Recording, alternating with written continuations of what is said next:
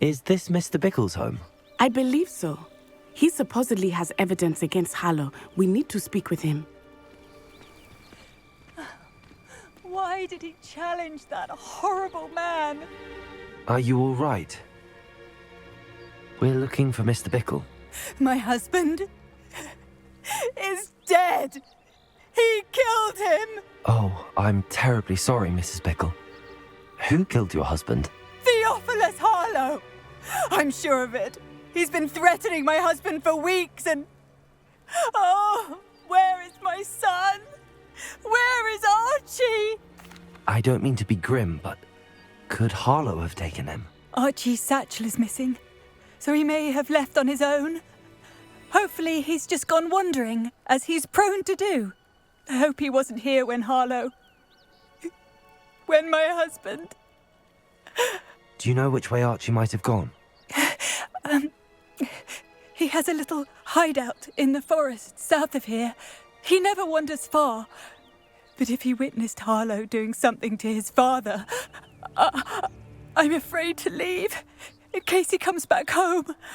Is there anything more you can tell me about Harlow? He's Victor Rookwood's second in command. A miserable, awful creature. Vicious and murderous. What reason would Harlow have to kill your husband? My husband had been looking into Harlow's dealings and discovered some of what he's been up to. I begged him to leave it alone, but he was convinced that... We'll find your son, Mrs. Bickle. Thank you. What am I going to do?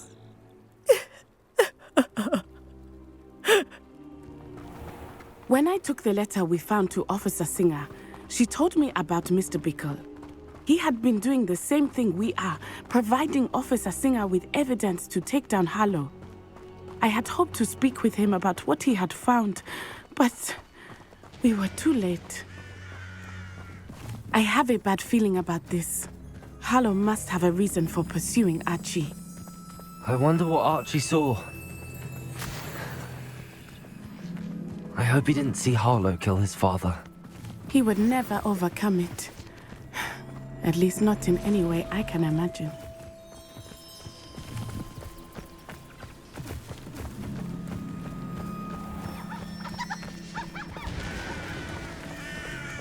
A fork in the road. We will need Revelio again. Revelio! Multiple sets of footprints. Oh, Harlow caught up to him here. This is not good. They went this way.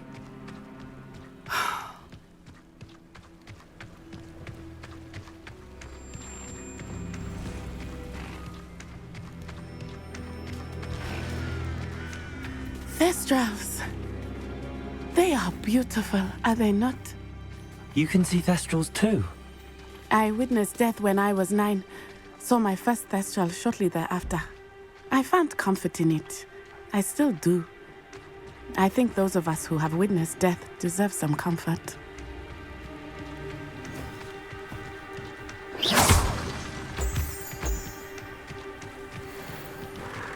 I'm sorry you experienced something like that at so young an age. I was with my father when he died. My mother was away, and I felt quite helpless. It was a long time ago in some ways, but in other ways, it seems like it was only yesterday. I still see him so clearly. You must miss him. My father was a wonderful man. Let us keep moving. You don't think he saw it happen, do you? He's just a child. We should release him. This is the sort of thing that could draw unwanted attention. Mr. Dallas.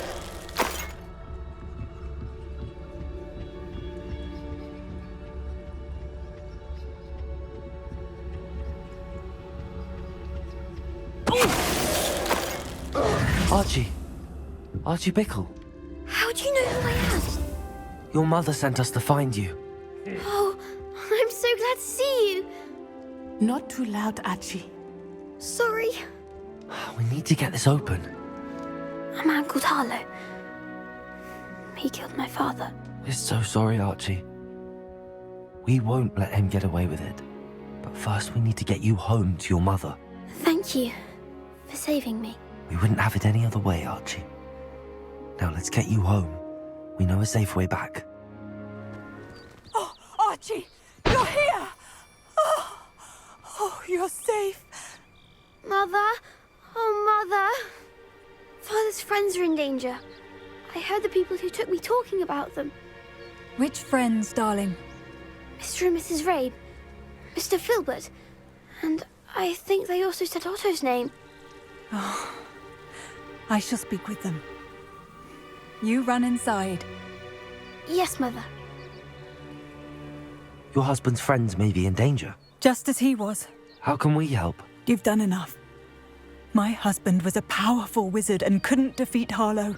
The last thing we need is that monster coming after you. It may be too late for that. I'm afraid Harlow's already after us. Then you needn't anger him further. I assure you, the threat could be a lot worse. Please, please keep your distance. I'm sorry again about your husband, Mrs. Bickle. Thank you. And thank you for bringing Archie home. I can never repay the two of you for your kindness. Not to worry, Mrs. Bickle. My father used to say that rain does not fall on one roof alone. We are here to help each other. I must learn more about Mr. Bickle's friends and why Harlow is after them. You'll be hearing from me as soon as I know something. Thank you for your help today.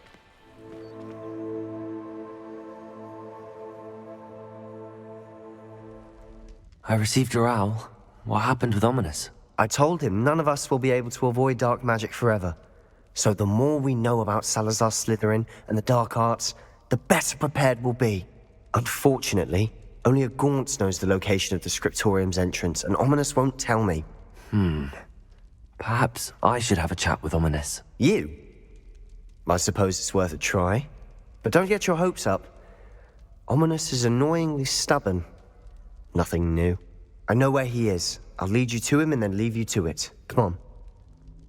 Hello, Ominous. Do you have a moment? What is it? What have you and Sebastian been up to now? I owe you an apology, Ominous. I wasn't honest with you before about the Undercroft. Sebastian did show it to me. He wanted me to have a safe place to practice some spells, to try and catch up to the other fifth years. He didn't think you'd mind. I suppose that makes sense. It's just Sebastian's been pestering me lately about something and I'm frustrated with him. Don't tell me he's still going on about, what was it, a scriptorium? He told you about that. He did. We were talking about our house founder and he mentioned it.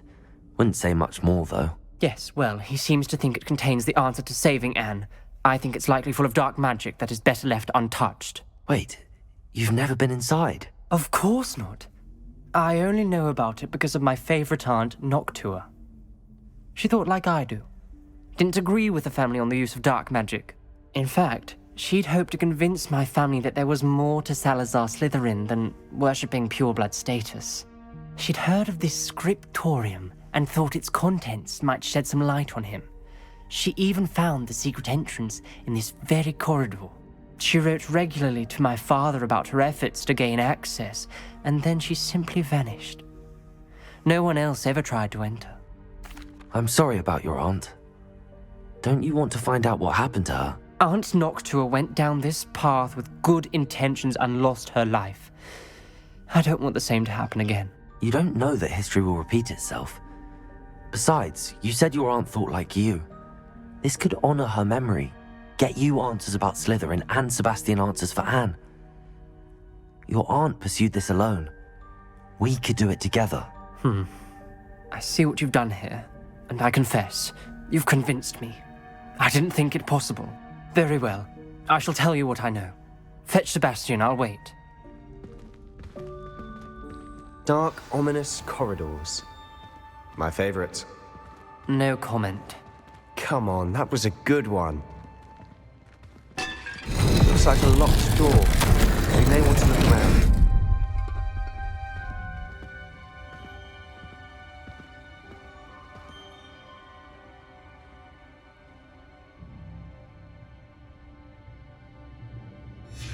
The journal entry, signed by Noctua Gaunt. Lumos! Ominous. Your family was here. I know. She was my aunt. You knew? And didn't tell me? Ominous, The journal mentions many challenges ahead. That's why I said this could be dangerous. Aunt Noctua kept my father informed until she vanished. Reparo. The rubble formed a relief of a person facing a snake. That must be the voice I hear. Lumos. The voice is ancient. You hear a voice. It started when you repaired that relief. I hear a whisper saying, "Speak to me." I'm a parcel mouth. I can hear and speak to snakes. Nearly all known parcel mouths are descended from Salazar Slytherin. I wish all Slytherins could talk to snakes. You might not want the ability to speak parcel tongue. It's often associated with dark wizards. I haven't spoken it in ages, but I'd wager if I speak it now, the door will open. I'm hoping you're having second thoughts. Believe me, I am having thoughts, but I'm still convinced we should go ahead. It's ironic. When I left home, I vowed to leave the dark arts behind, and yet here I am. Stand back. I can't believe I'm doing this.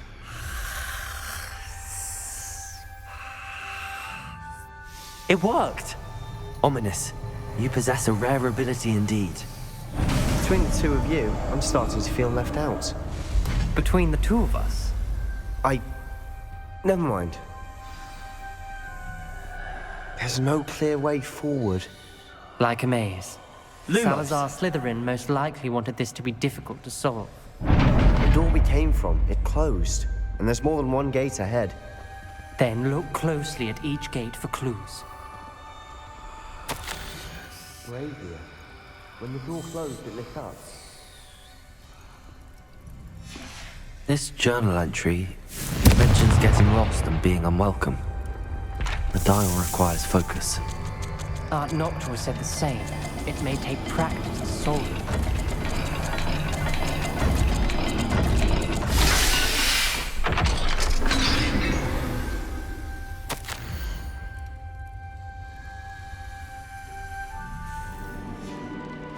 The gate! I think we're locked in. Again. Then Salazar Slytherin is not yet finished with us.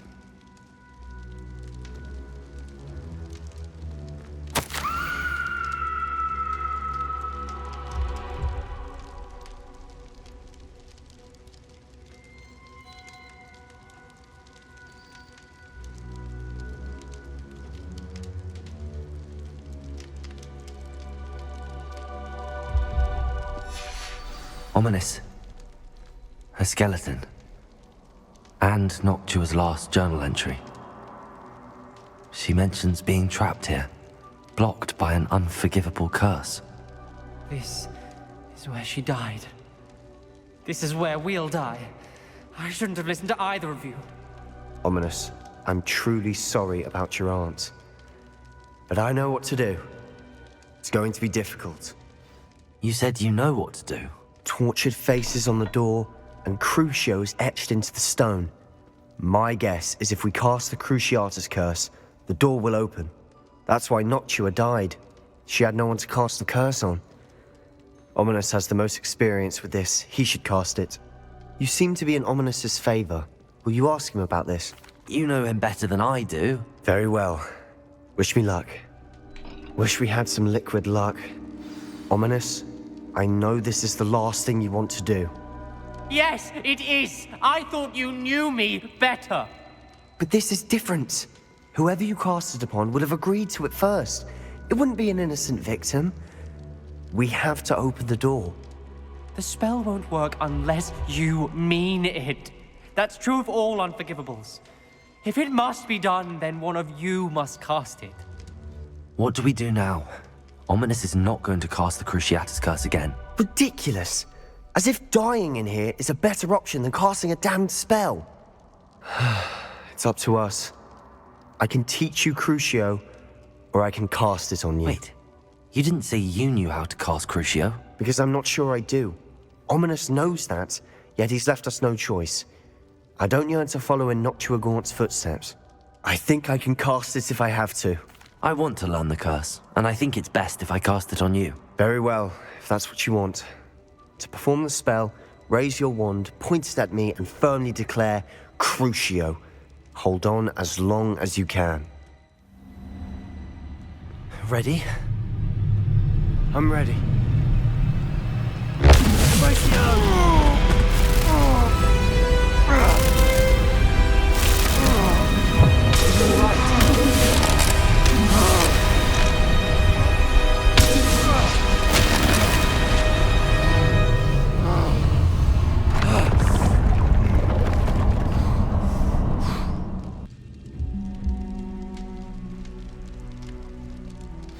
Are you all right? That pain. I would have done anything to make it stop. But I'll survive. Let's keep moving. We made it. We found Salazar Slytherin's scriptorium. I can't believe we're here. Sebastian, ominous. There's a book just here. You found something. You two go ahead. Let me know what's in it. I'll wander around a bit. May I have a look? What do you think? Looks like a spellbook of some kind. This is incredible. A Hogwarts founder's possession. What an honor. Still can't believe Ominous never told me about his aunt and what she found. What will you do with Slytherin's spellbook? What I do with every book. Read it. Having professors as parents ingrained that habit early on. But I can do that later. For now, I say we explore this room. It's breathtaking. I've been getting an uneasy feeling about this place. We shouldn't linger here. Let's find a way out, please. I don't want to leave, but I owe you. Both of you. Without both of you, we'd never have made it this far. We were lucky. We could have died. We must swear never to do this again.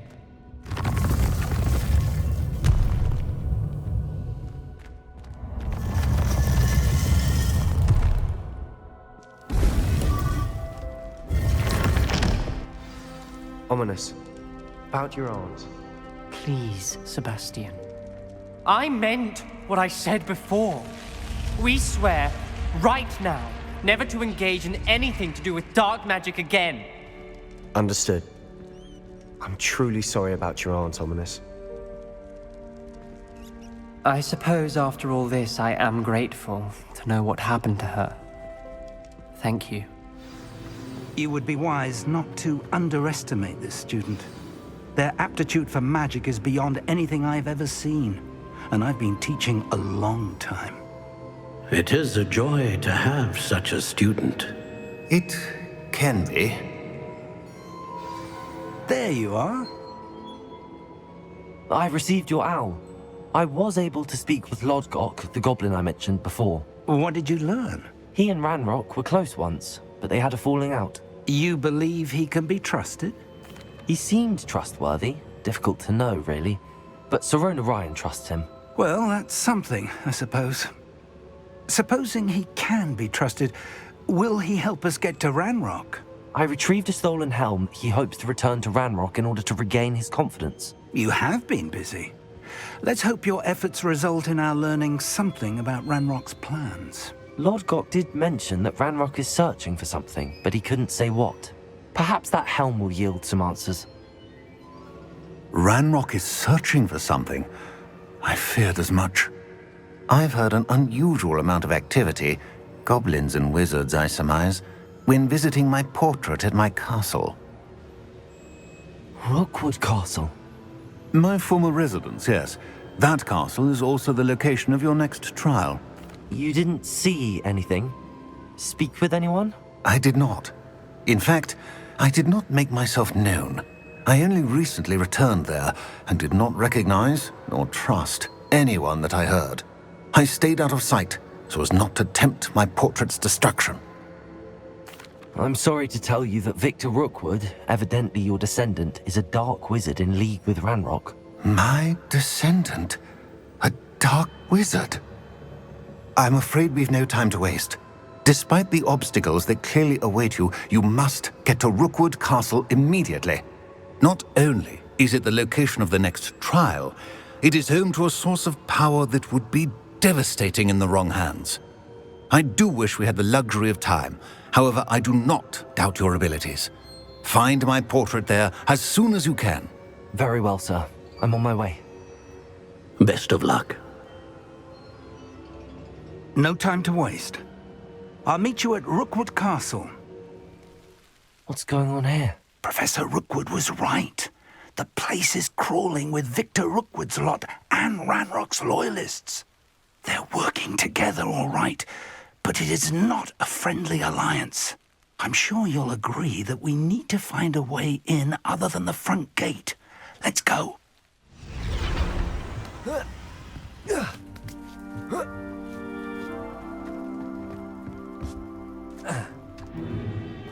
If I'd known your plan was to dig up half the country... I wouldn't have to dig if you could simply manage to bring me the child. We wouldn't need the child if you hadn't sent a dragon to retrieve the container I spent months and countless ministry favors tracking. You let them board the carriage. My options were limited once I knew it would be inconveniently beyond my reach at that infernal school. Have you not acquired enough power here? I allowed you to tunnel under my family home. Allowed me? You are here only because you are descended from a keeper and may at some point inadvertently become valuable. We had an agreement. I will share with you the power that I discovered if you locate the stores of magic that are yet to be found.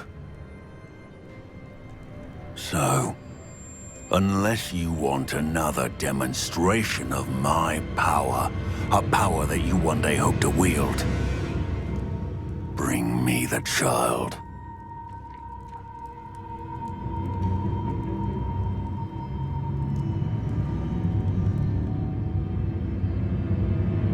We already knew they were after you, but now we know they're digging for stores of magic. And Ranrock knows about the Keepers. Yes, I caught that too. Professor Rookwood said that you'd understand more once you complete the next trial.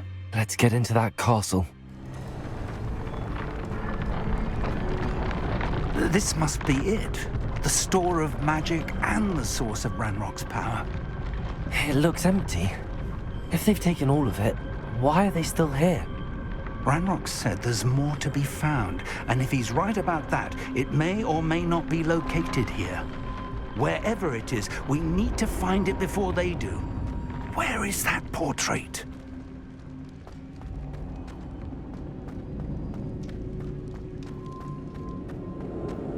I heard something. I was hoping that was you. Professor Rookwood, the goblins and dark wizards who've overrun your castle are digging for stores of magic and have broken open some sort of container. No. Things are more dire than I could have imagined. If, as you told Percival, a goblin in his vault was wielding a powerful magic, then they have somehow learned. It cannot be. And sir, they know you were a keeper. Ranrock used the term. This makes no sense. How did... We shall discuss this later. Right now, you must complete the next trial. Just tell me where I need to go. The power you stand to wield must first be fully understood. The trials will ensure that. Power without knowledge is dangerous indeed. In the wrong hands, we will simply have to outwit Ranrock and my unfortunate namesake. Very well, Professor. Tell me where I need to go. I shall reveal the path. Professor Fig must leave you now.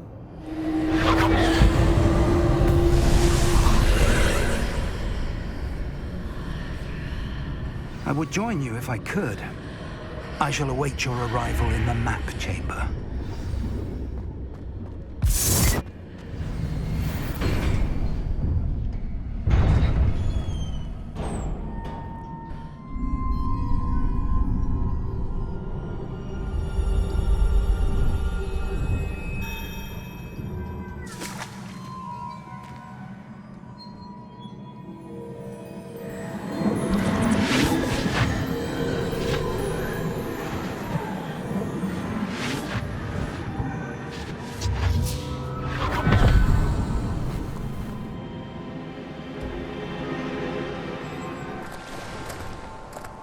I must say I'm curious to hear of Isidore's travels.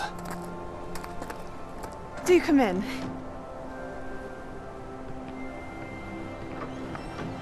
Please, have a seat. Isadora, we are all most intrigued to hear. We're ready. I've something to show you. Father, these are my colleagues from Hogwarts.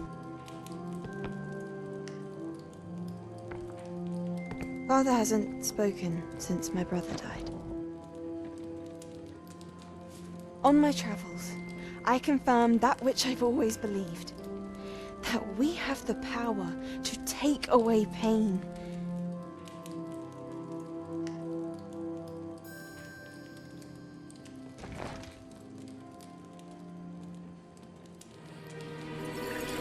Isadora.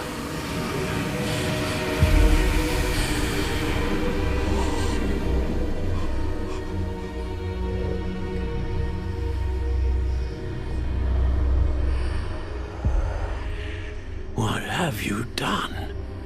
I took his pain.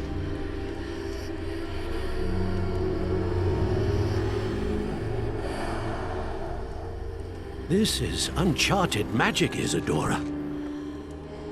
You can only see what has been sealed in the jar, and we do not know what power that may hold. But the traces of that magic are different from what I've seen before. Thank you.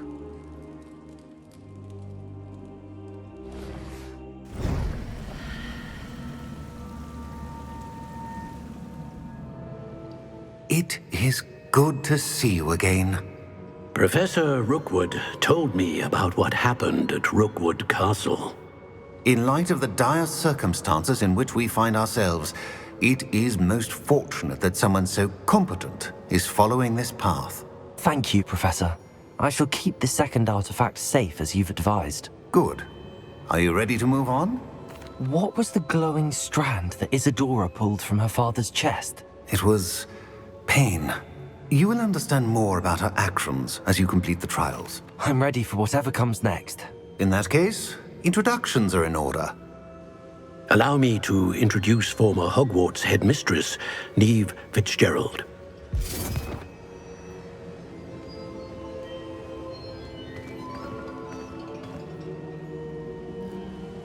How do you do? I must say that I was not entirely surprised to learn that a student had been completing the trials. I've always believed Hogwarts students capable of anything they set their minds to. Thank you, Professor. It's a pleasure to meet you as well. I am certain that you are more than capable of completing my trial. However, I must first, how shall I say, prepare the location of your next trial. We trust your judgment, Professor Fitzgerald. You should know better than anyone how to manage the inconvenience of, well... A vainglorious and exasperating headmaster? Indeed I should. I shall confirm that everything is in order immediately. Of course. Professor Fitzgerald needs some time to clear the way forward. Until then, you should continue to hone your magic. If you learn more about Ranrock and Victor Rookwood's activities in the meantime, please let us know. Very well, Professor. I know. Continue to hone my magic. You do learn quickly. Hopefully you will soon hear from Lodgok as well, and we shall learn how he fared with the helmet you retrieved. Well done today, as always. We shall speak again soon.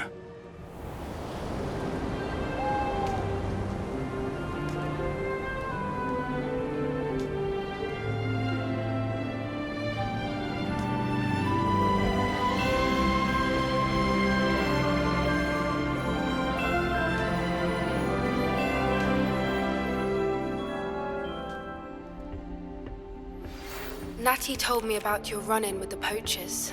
I have some news about them as well. Can you meet me soon? I fear that some of what I uncovered has to do with you. Highwing's fine. I'm keeping an eye on her. She's safe, Poppy, I promise. Good. Whatever the poachers are up to, I want Highwing far from it. You said you had news about the poachers, and that some of it had to do with me. It did. I overheard them talking in the Hogshead, and did you know that they have orders from Victor Rookwood to capture you on sight? Does this have anything to do with Rookwood and Harlow coming for you in the Three Broomsticks after the troll attack? It does, somewhat. But at the moment, I'm more concerned about what else you heard the poachers are up to. Fair enough. But I hope you'll let me know if I can be of help, especially after what you did for Highwing. Does the name Horntail Hall mean anything to you? I'm afraid not. Why? What is it? The poachers' best kept secret, apparently. The name came up twice, but they never went into detail. I also overheard one of them bragging about all the gold they're making, at the expense of innocent creatures, undoubtedly. The poachers spoke of this area, and I thought if we searched around a bit, it might give us clues as to what they're doing. If you ever meet my gran, this trip never happened. Not to worry, Poppy. If I ever meet your gran, I shall not speak a word of this. I normally tell her everything. She might be my best friend after Highwing, but she knows how I feel about the poachers.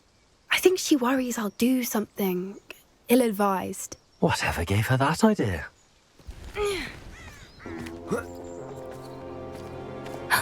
A centaur. Tread carefully. An entire castle to roam, yet you choose to wander here. Please, we don't want any trouble. We're simply passing through. Do you take us for fools? That we do not notice more and more of your kind around here, in league with the poachers? We aren't involved with them. If anything, we want to see them stopped. I hope for your sake that is true. Our kind is swiftly losing patience with the poachers and those they work with.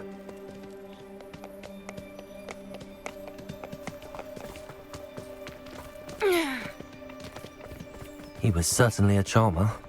That could have gone worse. Centaurs aren't exactly fans of wizard kind, and the poachers aren't helping matters. But why would he think that we had anything to do with poachers? I did notice the poachers talking with a few villagers in Hogsmeade. I'm not sure why. Perhaps that's why the centaurs are suspicious.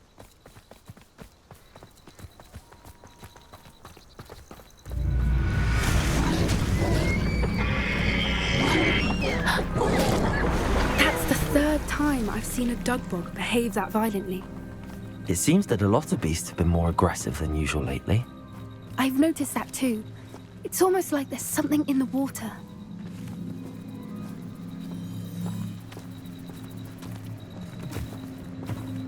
This is odd.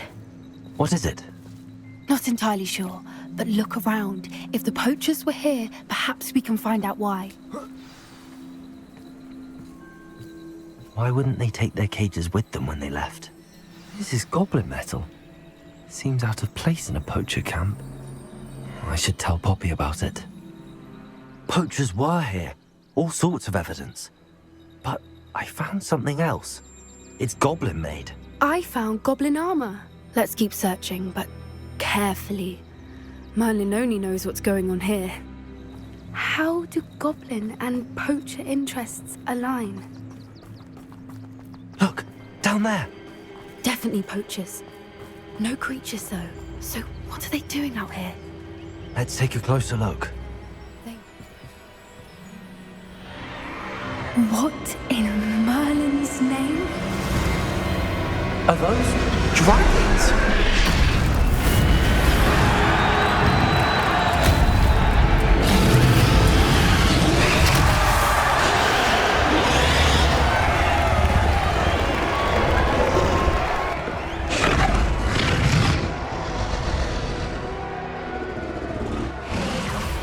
It's a dragon fighting ring.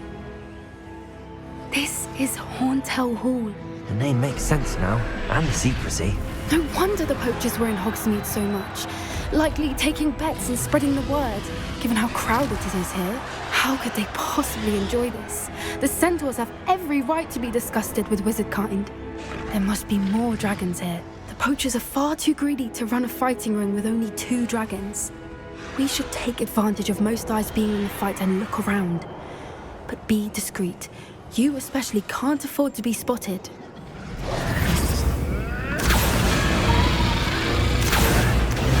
They must have only just captured her.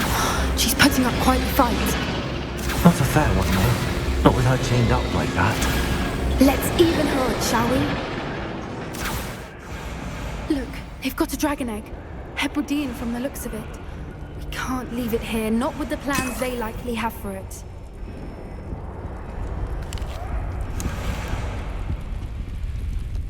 Aloha, Mora.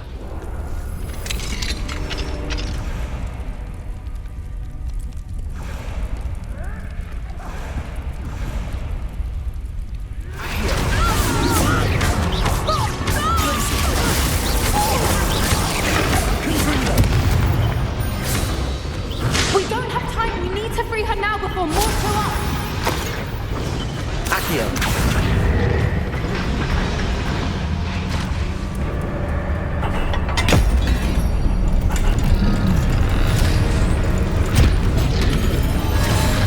This may have been a bad idea. I suppose we'll find out.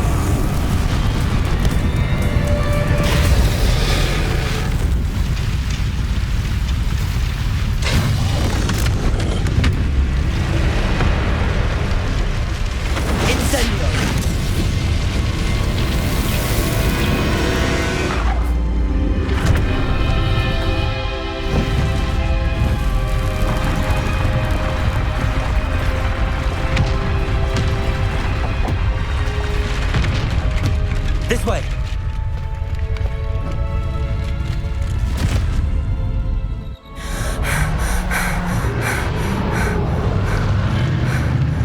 That was a Hebridean black. I'm guessing the egg we have belongs to that dragon. I don't think she knew they had her egg. She wouldn't have left without it. What now? She didn't exactly leave us a calling card. I don't know. Nothing about this day was expected. Not the goblins, and definitely not the fighting ring. The last thing I planned on was a dragon egg. And the poachers saw us, which cannot be good. Since the dragon we freed flew off, does that mean we get to keep the egg? I'd much rather we have it than the poachers, at least for now. But I don't think we should keep it indefinitely. It'll be hard hiding something like this from Professor Weasley for long. We aren't helping ourselves standing here. Let's get to safety. We can sort this out later. You're right. If there's anything the poachers are good at, it's tracking their prey. And right now, we're it. It's time you learned the transformation spell. After you've completed the required tasks, which I'm certain will prove useful in finishing your field guide, attend my class to learn the new spell. Afterwards, we will discuss your progress thus far in the term.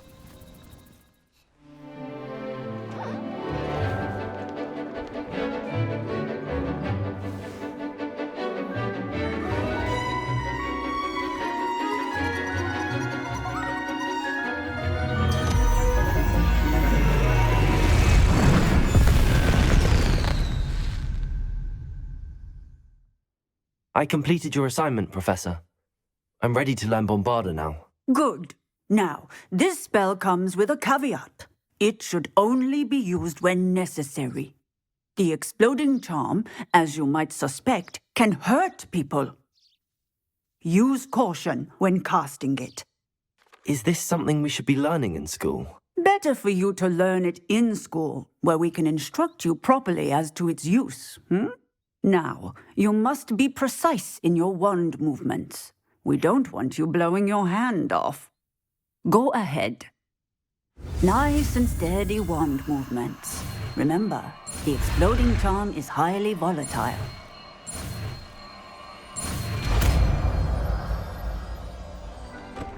Deke would like to speak with you when you have a moment. Hello, Deke. You wanted to talk to me? Indeed.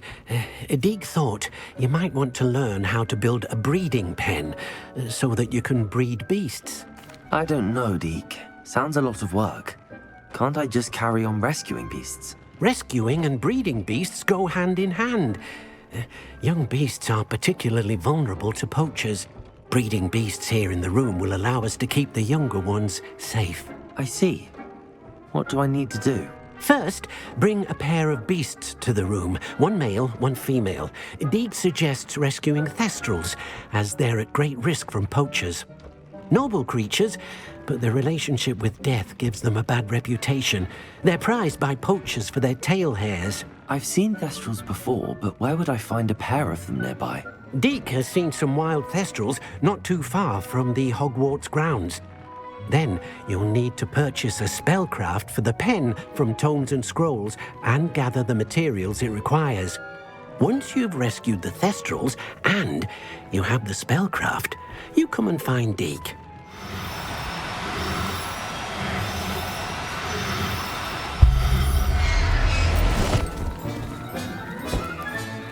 Settle yourself. I mean you no harm. I've rescued the thestrals and bought the spellcraft for the pen. Excellent! Now, to breed your thestrals, simply release them into the same vivarium in which you conjure the pen. Then use the pen to start the process. Come and see Deek when you're finished. I shall. I wonder where I should conjure their pen.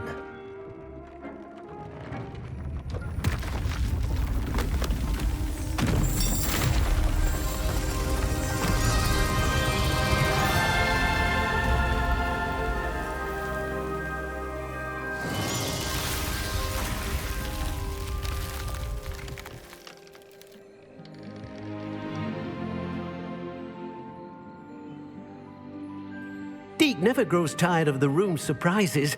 We now have the perfect place for those thestrals. Please let Deek know once you've bred them.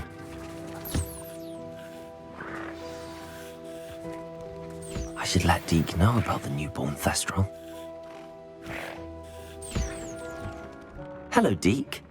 You'll be pleased to know that a little thestral was born. How wonderful to have more thestrals in our world.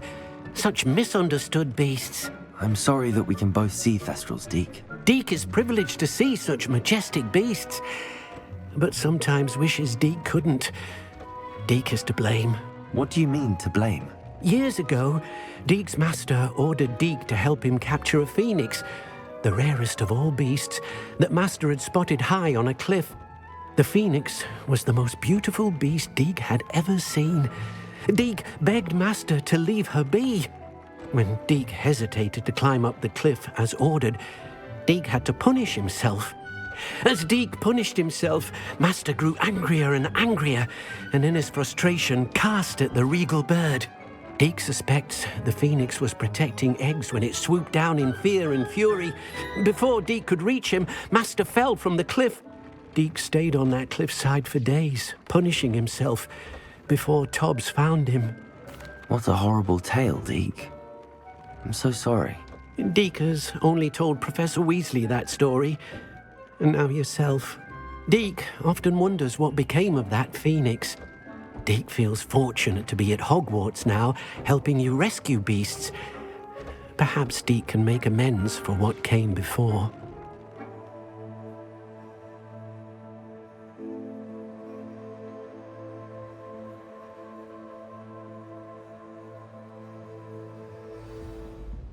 You wanted to speak with me, Mother?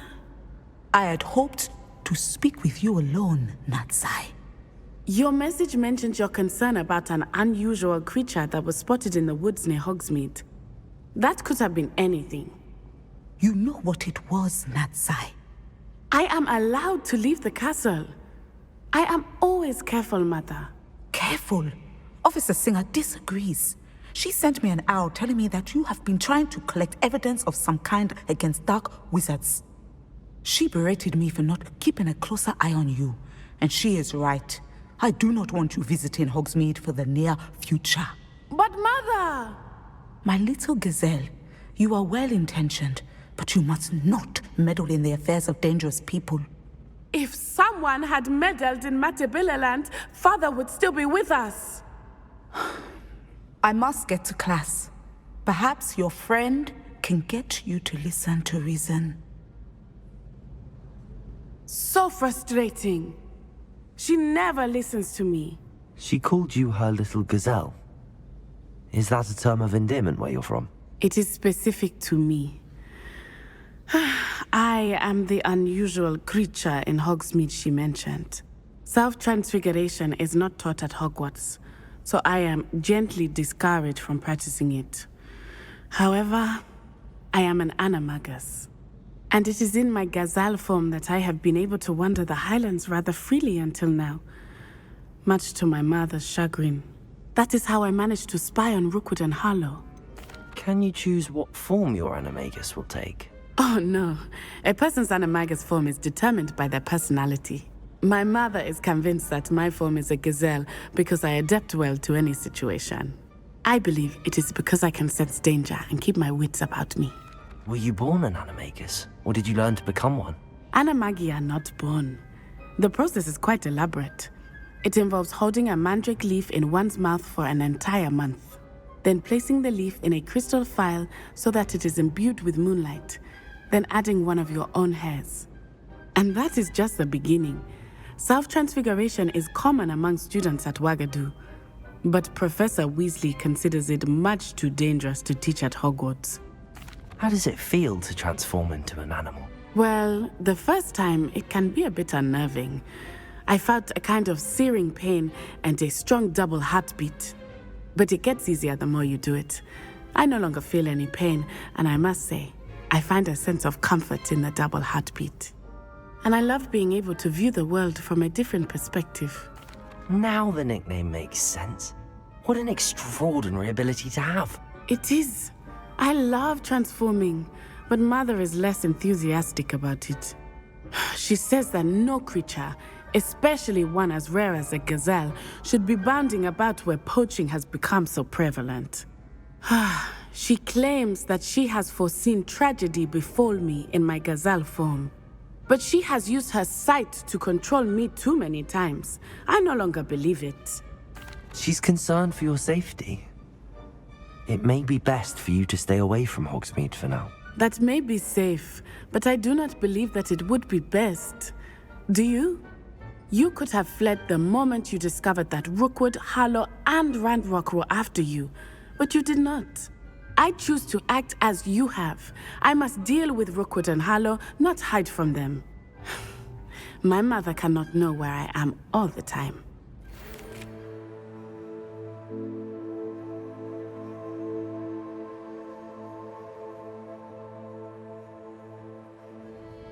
This is a change of pace from our last outing. Don't remind me. The thought of that tent still makes my blood boil. I've been thinking about those poor dragons in the fighting ring. The collars they were wearing, they appeared to be goblin silver. I think a collar is precisely what we found at that poacher camp. I've never known poachers to use anything like that before. The dragon that attacked my carriage was wearing a collar, and Professor Fig was genuinely baffled by its behavior. That attack always did strike me as a little strange, seemingly coming out of nowhere. Surely you aren't suggesting that the collars somehow control the poor creatures? Exactly. Merlin, I don't think the dragon we set free was wearing a collar, but we should check. And if we can find her, we can return her egg. Must we? It seems a lot of trouble to go to for a creature we've already rescued. We should see this through. Let me find out where she is. There was something else that I wanted to discuss with you. I didn't want to press it before. It seems I may have caused you more trouble with Victor Rookwood. Why is he after you? If it's all right with you, I'd rather not say. At least not at the moment. Understood. We all have our secrets. I shan't press for more details. In fact, I should probably be going. I'd like to track that dragon down as soon as I can.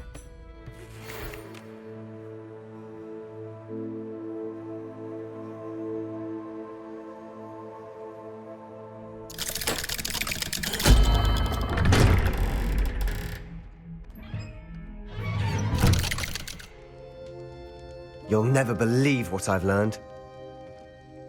What did you discover in the spellbook we found in the scriptorium? Salazar Slytherin's spellbook was a little difficult to interpret, but fascinating. Evidently, he encouraged teaching dark magic at Hogwarts. Neither the Imperious Curse nor the Killing Curse was unforgivable during his time. He believed students should be prepared to use dark magic when necessary, not to fear it. That's why we had to use Crucio to gain access to the scriptorium. He didn't want his knowledge shared with anyone who was afraid of the power of dark magic. It was hard to do, but casting Crucio was our only option. And I'm glad we did it, because in the spellbook I also found something else. References to a lost relic, which, from what I can tell, grants the holder the power to reverse dark magic curses. And you think this relic might be able to save Anne? Precisely. I plan to search for this relic, but I don't think we should tell anyone. Especially Ominous. He wouldn't understand. We need to tell him. He's the reason we found the book, and he deserves to know what you've learned. You've seen how he frets about the dark arts. I promise I'll tell him when I found the relic. When I know more, I shall send an owl. And don't feel sorry for Ominous. Keeping this to ourselves for now is for his own good. I'll decide what's for my own good. Ominous, we were just about to get some air.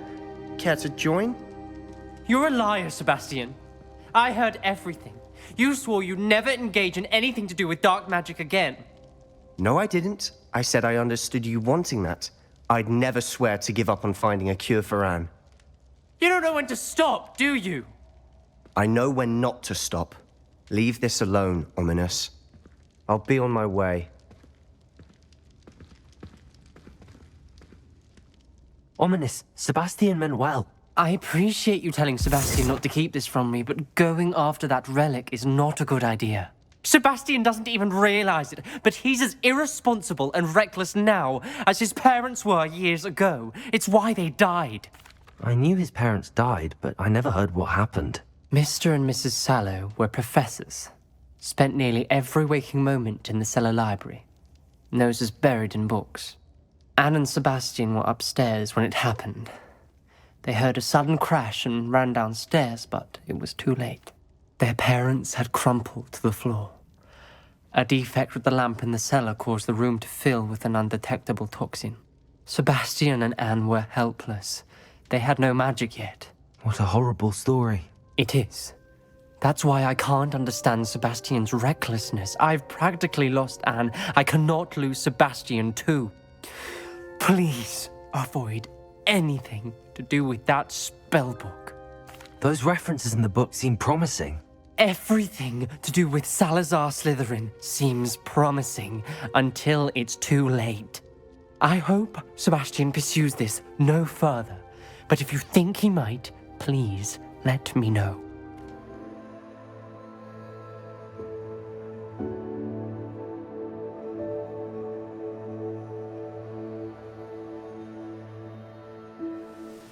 Sebastian, that relic you mentioned... I believe one of Slytherin's students stumbled upon the relic during an assignment to study sarcophagi in this catacomb.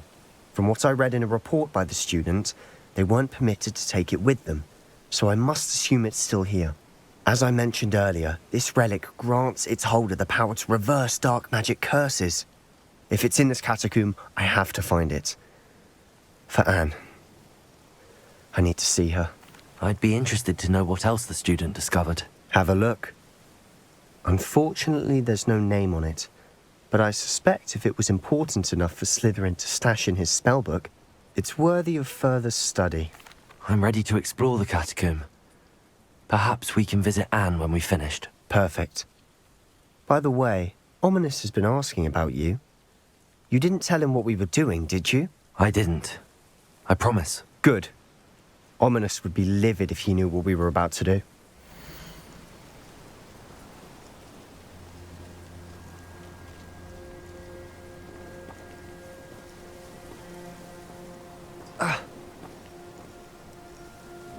Now this is the sort of great room I want to be buried in. Surrounded by grandeur. Grandeur and then some. Even an altar with a pile of bones. Lovely. Revelli. Bones outside a sarcophagus. Seems odd.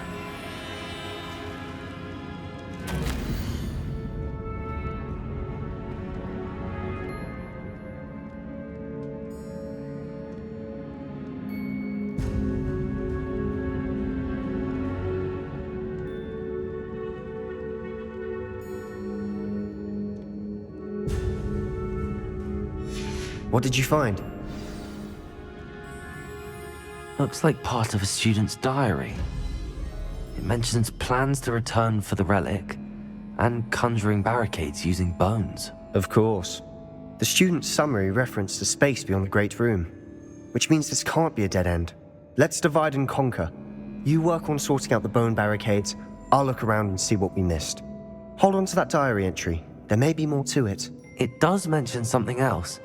It says their next assignment was learning the Imperius Curse. Really? Interesting. We need to focus on moving beyond this room. But let me think for a moment. Do you think the pages were left here on purpose? Slytherin mentioned a student who excelled in charms and always carried a satchel stuffed full of notes.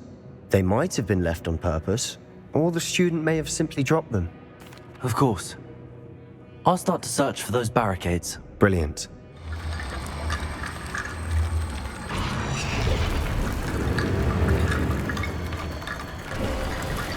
You've done it!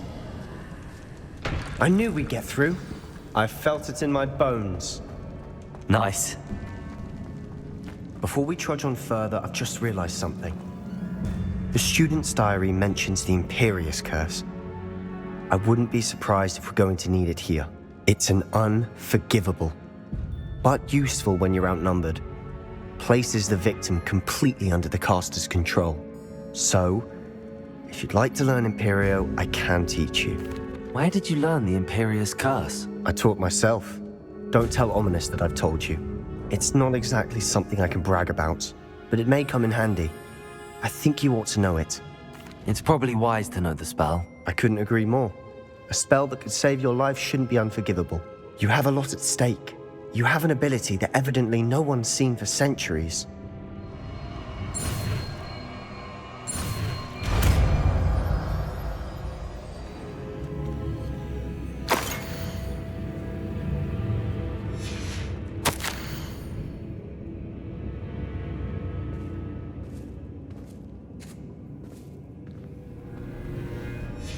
Sebastian! The relic! Look! The note and rendition of the relic. It matches. This must be where the student left the relic. I can't believe it. After all this, it lines up. We've really found it. What do you suppose is meant by the dark sacrifice required to realize the relic's potential? I have no idea. But we're here for the relic.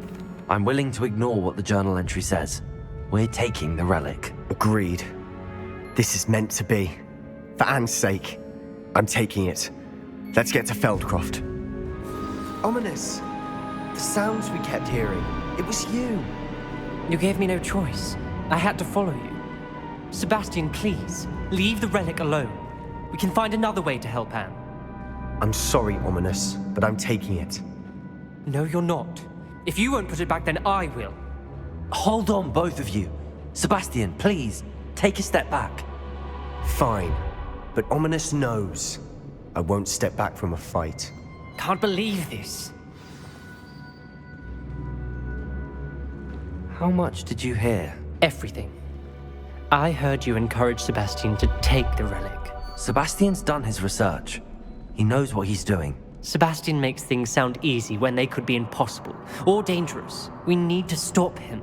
And if nothing will change his mind? Something has to. I need your help. You're right.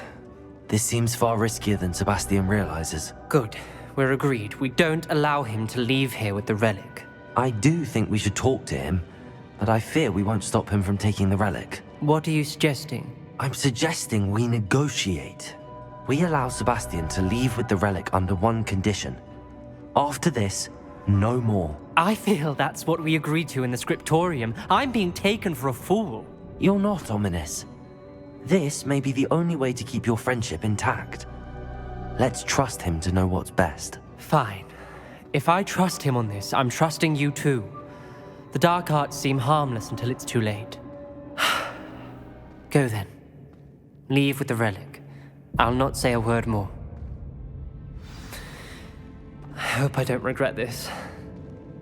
Sebastian, we're ready. What is it? I haven't changed my mind. Ominous has. Let's go. What? Ominous? I'll explain on the way. Come on. When we get to Feldcroft, I'd rather Anne not know what had to be done to get this relic. She thinks like Ominous. It'd only upset her.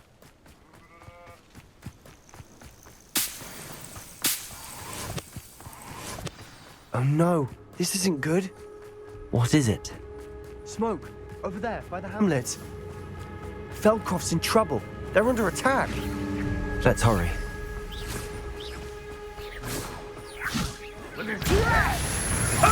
Not quite. I won't rest. Go back!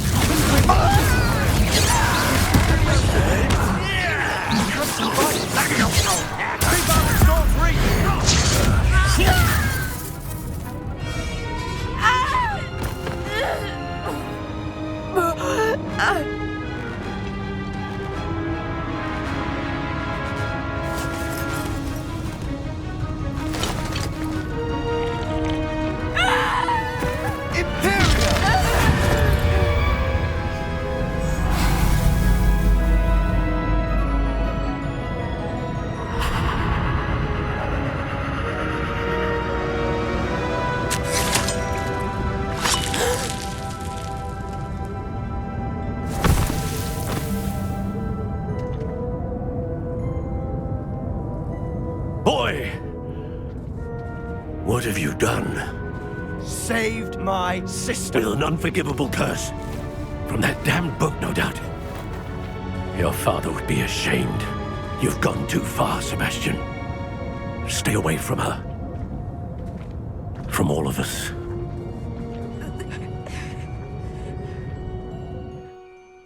What did my uncle expect me to do? The Imperious curse saved Anne's life. That goblin was going to kill her. There was little time to react, but it was an unforgivable curse. I acted in the moment. That's all. I shall make my uncle see reason. He cannot banish me from my own home, from my sister. It might be best to let him calm down a while. May I speak to him? Perhaps I can help to ease the tension a bit. You may be right. Very well. Probably best if I get away from here for a while. I'll head back to Hogwarts. Pardon me, Mr. Sallow. What Sebastian did was inexcusable. You cannot possibly be about to defend him. Sebastian and I have encountered Ranrock's loyalists before. That goblin would have killed Anne. This family does not resort to using dark magic, even against our enemies. What Sebastian did cannot be undone. That you are defending Sebastian's behavior at all tells me everything I need to know. You are as guilty as he is. Sebastian is to come nowhere near Feldcroft, nowhere near Anne. Unforgivable curses are so named for a reason. If I hear that either of you continues down this path, if either of you uses dark magic, I will notify the headmaster immediately.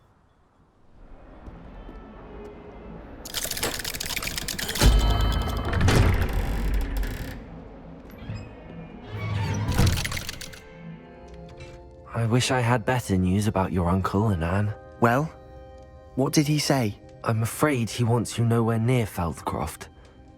Nor Anne. I had to stop that goblin from killing my sister. He had no right to banish me from my own twin. If he thinks banishing me means I'm going to give up on Anne, he's sorely mistaken. He also said he cannot excuse the use of dark magic in any form, and that if he hears of either of us using it, he'll go straight to Professor Black. Huh? That relic, dark magic or not, is the key to saving Anne. To reverse that curse. I will not lose Anne for good. I should send the crest to Anne. She'll know that we need to meet. I'm afraid I don't follow. Nothing, just a thought. Now I'm more determined than ever to learn what power that relic has. What did you mean you'd send Anne a crest so that she'd know to meet you? We just lost our parents, and we were packing up to go and live with Solomon. We couldn't take everything. She was carefully organizing her prized possessions, a box of artifacts she'd collected to do with our family. Jewelry, cards, old photographs. She got to her favorite, a handmade crest, and without a second thought she handed it to me. This will keep you safe, she said. It holds no enchantment, but I've kept it with me since. That's how I can reach Anne. I'll get the crest to her with plans to meet. Be careful, Sebastian. Your uncle could intercept it. We'll be expelled. Even if Ominous is upset with us, he has no love lost for his family. He'd use their connections to the headmaster if we needed his help. I shall wait to hear from you then. Thank you. I very much appreciate you standing by me through all of this. I didn't keep you waiting, did I? Not at all. I was just at the post office. Gran told me to expect a package, but it looks as if she forgot to send it. She didn't send me an owl this week either. Perhaps she's busy with her research. What was she sending you? Only some feed she's been developing. I was going to give it to Professor Howen for the measles. What kind of research is she doing? It varies from week to week, but it's always to do with creatures. Last week she was studying leg knots in plimpies. What did you find out about the dragon you were tracking? I realised that she didn't know the poachers had her egg, so when she left Horntail Hall, she would have headed straight to her nest. I went back to the tent and tracked her flight. Well done. You certainly know what you're doing. I can't be certain, but I have an idea of one place she may have been heading. I thought we might go and see it for ourselves. Of course. Shall we leave now? If that's all right. I want to see how she's faring if she had a collar on. And she's likely frantic about her egg. Here we are. I do think this is where we'll find her. The terrain's typical of where the breed would nest. I suspect it's how the poachers found her to begin with. They likely camped here and logged her patterns. Perhaps nabbed her first and then her egg. Dragons are hard enough to wrangle, let alone maternal ones. You got all of that from simply standing here? You'd be surprised how easy it is to think like a poacher. Shall we see if she's home? We only need to return her egg. That sounds straightforward enough. We should be in and out. Then we can be finished with the poachers once and for all. Well then, let's find our dragon and return her egg. Wonderful. If she sees us flying about, she might take it as a sign of aggression or food. We should stay on foot.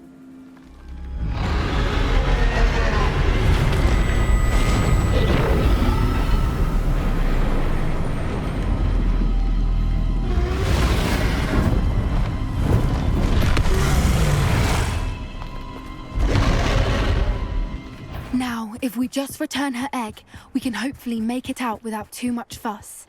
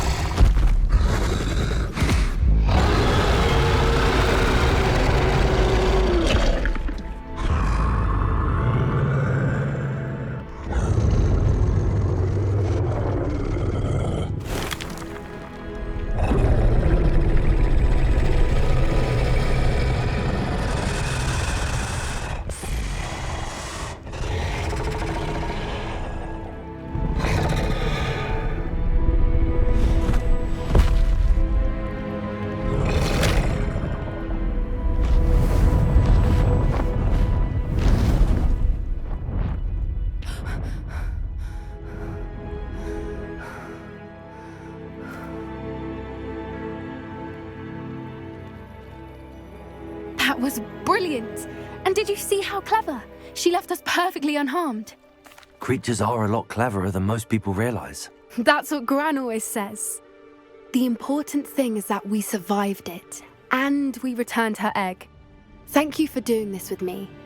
Wouldn't blame you one bit if you wanted to head back to the castle and never think about dragons again. No, I think I'm ready to leave if you are. I am. After our dragon rescue at Horntail Hall, I half expect to be ambushed by poachers any time I'm not in the castle. Understandable. We did sabotage their fighting ring and steal a dragon egg from them. True. So why haven't they come after us? It's not like them to let things lie. Unless... Unless what? Unless they haven't let things lie. Oh no, I can't believe I didn't see it. We need to leave. I need to send an owl.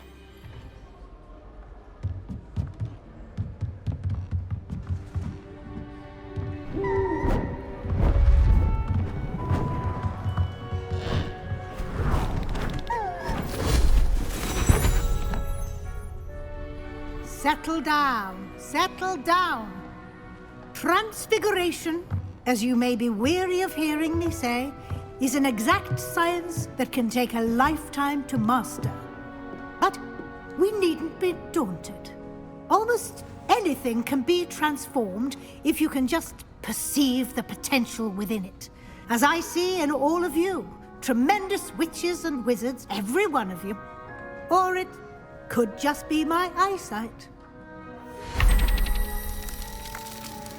Now, you all know what to do.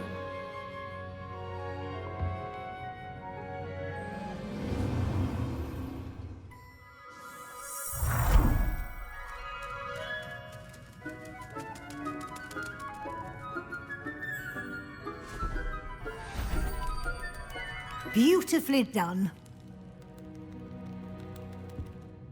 You wanted to discuss my progress so far this term, Professor? I did. You seem to have had no trouble in getting up to speed, and frankly, excelling in your schoolwork this year. Thank you, Professor. The extra assignments have been helpful. As I suspected they would be. Now, it seems you've been making good use of the opportunities presented by your field guide. Of course, the guide isn't the only measure of success. I've heard that you can brew an impressive Edurus potion. Hopefully, you won't need it anytime soon, but it is a valuable potion to have when it is needed. Thank you, Professor. I will say I'm especially impressed with all you've accomplished in light of the rumors of your extracurricular activities. Were your meetings with Professor Black's house elf and exploration of various caves down by the lake connected in any way to Professor Fig? Not at all. I was, intrigued by stories of a giant squid and wanted to learn more. I encountered Scrope, who seemed delighted to share what he knew. I see. I admire your penchant for learning, but do remember that your classwork and field guide are designed to educate you thoroughly. It'll be the end of the year in no time, and you'll want to be well prepared for your OWLs. I'll provide a final assessment at that time to ensure that you're ready for your exams. Until then, well done. You are dismissed. My plan with the helmet failed, but I have another idea. I think we may be able to find what we need at a goblin mine south of Hogwarts. Meet me there, and bring someone who speaks gobbledygook. Hello, Armeet. Do I recall you saying that you speak gobbledygook? I did. I do. Speak it. Is this to do with the goblin I saw you with in Hogsmeade? It is. His name is Lodgok. We could use your help with something. He's waiting for me near a goblin mine. Would you be willing to help? Of course. How exciting. Well, might this be dangerous? I think he simply wants to show me something that involves gobbledygook. If it helps, he's a friend of Sirona's. Good to hear. Good to hear. If Sirona trusts him, then I feel much better. You said you know gobbledygook, but how well? I've been reading it for as long as I've been reading English. My parents have an extensive library. Once I grew bored with the classics, I devoured goblin writings. I'd tell you some titles, but you wouldn't understand them. Have you ever spoken directly to a goblin? Unbelievably, no. I'm so looking forward to it. Actually conversing in gobbledygook with a native speaker. Cannot wait to confirm subtle bits of pronunciation and tone that may have eluded me, being self-taught and all. Lodgok is waiting. Shall we go? Of course. I just want to check the pronunciation of a couple of key terms first. So I will meet you there. A friend who speaks gobbledygook is meeting us. Before he arrives, perhaps you could tell me why we're here? Of course. Unfortunately, presenting Ranrock with the Helmet of Urtkot did not have the effect I'd hoped. Because he knew the details surrounding its plunder, he presumed I'd had help from a witch or wizard in retrieving it. How else did he expect Goblinkind to get the helmet back? Seems he has no interest in making amends with you. I'm afraid we do not have the luxury of rational expectation when it comes to Ranrock. Damn Bragbor and his blasted journals. Bragbor? An ancestor of Ranrock's, renowned metal worker. If we are to work together, I suppose I must tell you more. Not long ago, Ranrock sent me to collect a recently unearthed set of Bragbor's journals. They described repositories that Bragbor had been commissioned to build for a group of witches and wizards. What do you mean, repositories? Large, magically fortified receptacles crafted from goblin metal. Ranrock recruited others to help me locate the repositories. We were to search anywhere that was connected to 5 names mentioned in the journals: Rackham, Fitzgerald, Bakar, Morganach, and Rookwood. Rookwood Castle. That is where we began our search. Why does Ranrock care so much about these repositories? He cares about what they contain. For centuries, wizards have refused to share their magical knowledge with goblins. Your kind will not even let us carry wands. Thus, many goblins, myself included, have spent our lives mistrusting wizard kind. Ranrock was convinced that the repositories contained a magical power that wizards wanted to keep for themselves. He is determined to take it for goblin kind. But Here comes my friend Amit. Probably best to continue our conversation later. Greetings, Lodgok. It is an honor, sir. You speak gobbledygook. Oh, Bacalio. Enough. Please do not tell me that was meant to be gobbledygook. Yes. Perhaps my pronunciation was a bit off. I imagine certain dialects differ. Pronunciation is not the issue. I barely recognize that as language. I trust you can read gobbledygook better than you can speak it? I can, Sir Lodgok. Just Lodgok. Thankfully, we only need someone who can decipher written plans, since I cannot join you in the mine. What written plans? And why can't you come with us? We need some idea of what Ranrock knows or is plotting. I suspect a careless loyalist may have left plans behind. And I'm unable to join you because I cannot risk anyone reporting my presence to Ranrock. All you need to do is not be seen, either by the eye above the enchanted door or a loitering loyalist. Amit and I can do this. I will await your return. This is not good. They're building enormous drills, bigger than this mine could contain. Let's get out of here and tell Lodgok what we found. Can we please talk about what just happened? That wasn't so bad, was it? It was. It really was. I'm afraid I've had enough adventure for one day. For a lifetime, perhaps. Thank you, Amit. I couldn't have done it without you. Now, if you don't mind, I'd like to have a word with Lodgok. Understood? I'll leave you to it. Your goblin secrets are safe with me, but I get to write the book about this escapade someday. They're building enormous drills. We found their plans. Ranrock must be searching for the repositories. I fear you are correct. Other than Rookwood Castle, however, I do not know where else he plans to search. I've been wondering about something else you said before we entered the mine. Yes? If you share Ranrock's views, then why are you helping me? I expected Rookwood Castle to be deserted when I arrived to begin my search. So was surprised to find a witch there who had set up a sort of improvised research site. She was studying something so intently that she almost didn't notice me. When she looked up, I thought she would react with fear or disdain. But instead she did something that I will never forget. Without a moment's hesitation, she smiled and asked me to sit with her. She told me that she was a researcher and showed me a small, oddly shaped container with a strange symbol on it. She was certain it was made of goblin metal, but was unable to open it. She wanted to work together. Miriam. Yes. But how did you... Professor Fig's wife. He told me of her research, and I know of the container.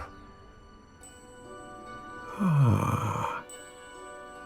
The reverence with which she talked of goblins and their intelligence and skill, it caught me entirely off guard. I'd never been treated with such respect by a witch or wizard.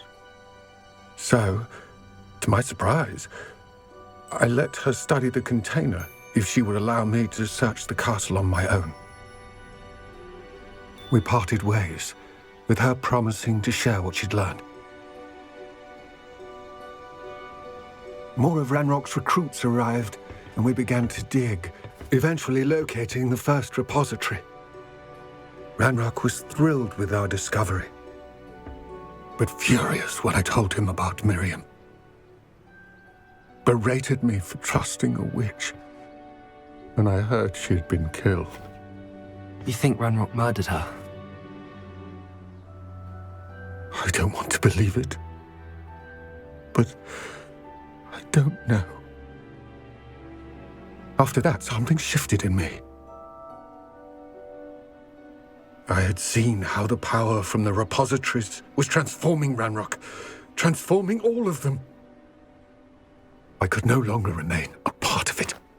Thank you, Lord Cock, for telling me this. I tell you all of this so that you understand what is at stake.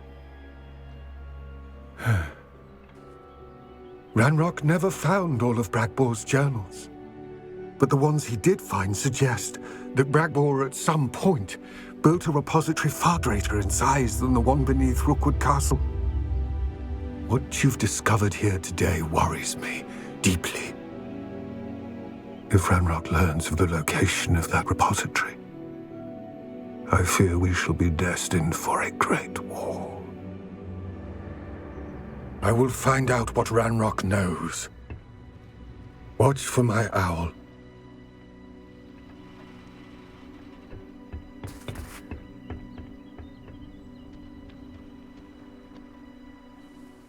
I came as soon as I could. I'd been so preoccupied by all that happened with Ominis in the catacomb, not to mention my uncle's reaction, that I'd almost forgotten what it was that struck me about that triptych. This is the view painted on the canvas that was left on it. That's incredible. You know this area well. And while I was waiting for you, I scouted around and discovered an abandoned mine nearby, surrounded by Ranrock's loyalists. Do you think there's a connection to the triptych? I've no idea, but perhaps they're searching it, the way they did Rookwood Castle and Isidora's Manor. How do we want to handle this? We need to see what they're doing. I say we take them head on. Let's bury some enemies. Very well. And I still have that rune symbol we found on the triptych. If there is a connection, I suspect we'll see that symbol again.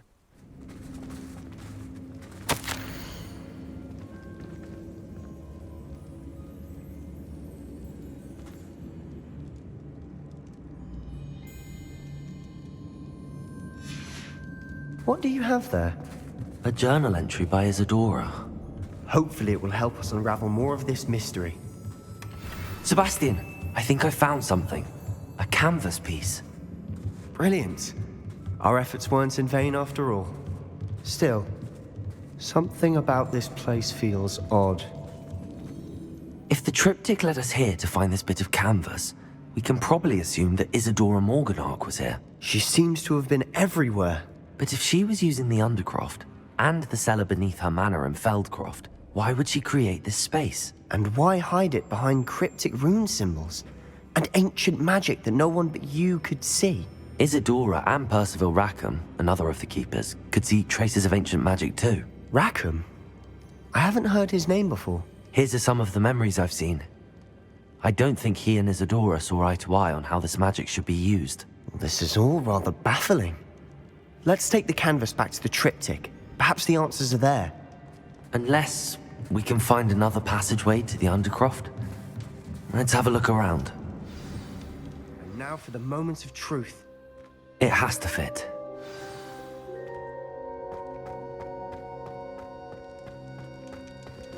Please tell me you recognize the location in this bit of canvas. The good news is I do, in fact. And the bad news? We're in for more trouble. I know that coast. Ranrock has taken over a huge mine in the surrounding area. Marenweem has suffered for it. It's as bad as Feldcroft's become. Should we head there now? We should wait. Why? All this time, we've been a step behind Ranrock. I may know someone who could help us get ahead. Who is that? Someone who knows Ranrock personally. They asked me not to mention their name to anyone. A goblin? Tell me I'm wrong. You know goblins cursed my sister to shut her up. Said she should be seen and not heard. I do, but not all goblins are... Not all goblins what? Have you forgotten Feldcroft? Have you forgotten the mine we just went through? No, Sebastian, I haven't. You're not listening to me. Why would I listen to someone so ignorant? You don't know what you're saying. Take a breath for a moment. Oh, I know precisely what I'm saying. I believe my next broom upgrade to be even more impressive than the last. Come by Spintwitches as soon as you can. You're all set with the new upgrade? I can't wait to hear what you think. This may sound presumptuous, but... You'd like me to report back with even more flight details. You know me well. I feel I'm almost there. I just think I can improve broom flight a bit more. Miss Ray's is running a time trial at the South Coast course. Not ideal, really, what with rumours of Ranrock's lot and Ashwinders infiltrating the place. However, if you're flying high above them, you should be all right. I think. I'm not worried, Mr. Weeks. I'll see if I can find Imelda. I hope you are able to complete these trials. I have a feeling this final upgrade is going to be a sweeping success. Do be careful, of course. I shall look forward to hearing from you soon. Hello again, Imelda. This course is a bit far from the castle, isn't it? Obviously. Evidently too far for most of our classmates. Pathetic. They should be begging me to keep these trials alive, not running scared. I'm surprised our new 5th year showed up. I suppose I appreciate the effort. That's actually... thank you. I know I can be impatient, but I get frustrated by those who don't take things as seriously as I do. And in my experience, that's everyone. Anyway, don't let it go to your head. Right then, enough chatter. I'm confident I've posted a time you won't be able to beat.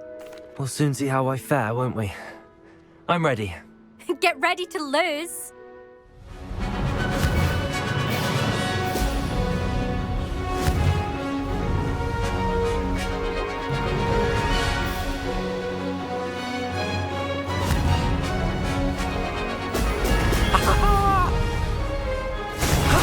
That wasn't too bad. Impressive work today, but don't get too comfortable. I'll be on your heels in no time. My family's not going to believe the news when I tell them. They're almost as competitive as I am. Almost. Do you get your competitiveness from your family? You could say that. My grandfather played Quidditch for Puddlemere United. And my father, well, he was a chaser for Slytherin, but had to stop after a curse took his knees out. Said it was the Gryffindor beater. And me, I fell in love with flying the first time I saw the ground disappear beneath my feet. Something about the freedom you feel on a broom. I've not been able to stop since. I take it you want to play for a team, but which one? And which position? I'm my father's girl. A chaser through and through. You'd know that if Black hadn't cancelled Quidditch this year. As for a team, it's the Holyhead Harpies I've always dreamt of. When I'm finished with school, I'll try out. If for some reason I don't get accepted, I don't know what I'll do. Herbology, perhaps? Because if that did happen, you might as well pop me and call me a mandrake. I'd never stop screaming. It's been fun competing against your records, Imelda. It has been fun. Glad you're here, 5th year. You're an asset to our house. Hello again, Mr. Weeks. I set a new record at the South Course. Fantastic! Your broom performed well then? The best upgrade yet. It flew beautifully, incredibly nimble. But with the speeds it now reaches, I can feel the wind catching beneath the seat a bit, preventing it from reaching its full potential. Of course! Should have anticipated that. Exactly the kind of report I've come to expect from you. At last, I think I know what needs to be done for my final upgrade. What will you do after the final upgrade is complete? I aim to make Spintwitches the most sought-after shop in Hogsmeade. And I wouldn't mind getting back on a broom myself, just for the thrill of it. Couldn't be more pleased we made headway with the upgrades, proved the naysayers wrong, made all the hard work worth it. I shall look forward to speaking again. I'll be sure to send you an owl when I'm finished. Thank you again for your help.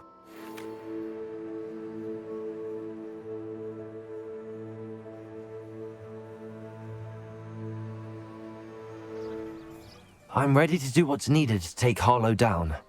I know you have a plan. We must gather information from the friends of Mr. Bickle that Archie and Mrs. Bickle mentioned. Agabus Filbert, Otto Dibble, and Mr. and Mrs. Rabe. All right. I suggest that you speak with each of them while I head to the Hogshead. I saw some Ashwinders heading there. And as my mother would never go near the Hog's Head, she is less likely to learn of my activities than if I were to wander the village questioning its residents. Very well. I'll speak with them, see what I can learn. I knew I could rely on you. We need to know how they are being blackmailed by Rookwood and Harlow. Meet me here after you have spoken with them. Mrs. Rabe, I wondered if I might speak with you about Theophilus Harlow. I'm a friend of the Bickles and I'm trying to gather evidence against him. Poor Joanna and little Archie. And now Harlow has taken my darling Isco. What do you mean? Why? I'm a security guard at Gringotts, and my husband is a curse breaker for them. Harlow approached me about helping him extort my colleagues into giving him treasures from the vaults. And you declined? Of course I declined. Repeatedly. I thought they'd given up, until I came home one night and found my husband gone, and a note affixed to my door with a knife. The note stated that I only had a few days to reconsider helping with some banking needs, and that my husband would appreciate it if I acted quickly. But the help Harlow wants is help that I cannot give, and my dearest Isco is paying the price. Why wouldn't Harlow extort your husband? Isco's job is even more removed from the vaults than mine. He travels the world for the bank. He could do nothing for Harlow. I'm the one in the bank on a daily basis, which evidently makes me an enticing target for blackmail. Have you helped Harlow since your husband was taken? No, I'm worried sick about Isco, but he'd never want me to compromise my integrity. I also know that he's extremely clever. That said, I was hoping he would have escaped by now. It makes me concerned as to why he hasn't. Are you sure the note means that your husband was kidnapped? What else could it possibly mean? Besides, I came home to find that someone had trampled the daisies in our garden. It may sound silly, but those were Isco's pride and joy. He would never have let that happen. Thank you, Mrs. Rabe. Knowing the lengths that Harlow will go to is helpful, albeit more than disturbing. Mr. Bickle was trying to help us, but now he's gone. I don't know what to do. I shall do all I can to get evidence against Harlow, Mrs. Rabe. Very well. Here's the note I received. You must be careful as well.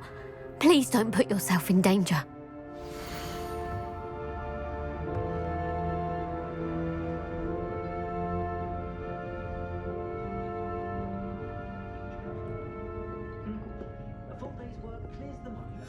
Mr. Dibble, may I speak with you? It's about Theophilus Harlow. I've nothing to say about him. May I interest you in a stunning cravat today? Please, sir, I'd like to help. I spoke to Mrs. Bickle. You know the Bickles? All right. But we must be discreet. Can't have Mr. Hill hearing this. I know Mr. Hill.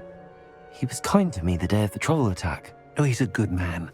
But even he wouldn't understand about Harlow. It started a few weeks ago. I was distracted, reading a note, when you-know-who came into the shop. I hid the note behind the counter and offered to help him.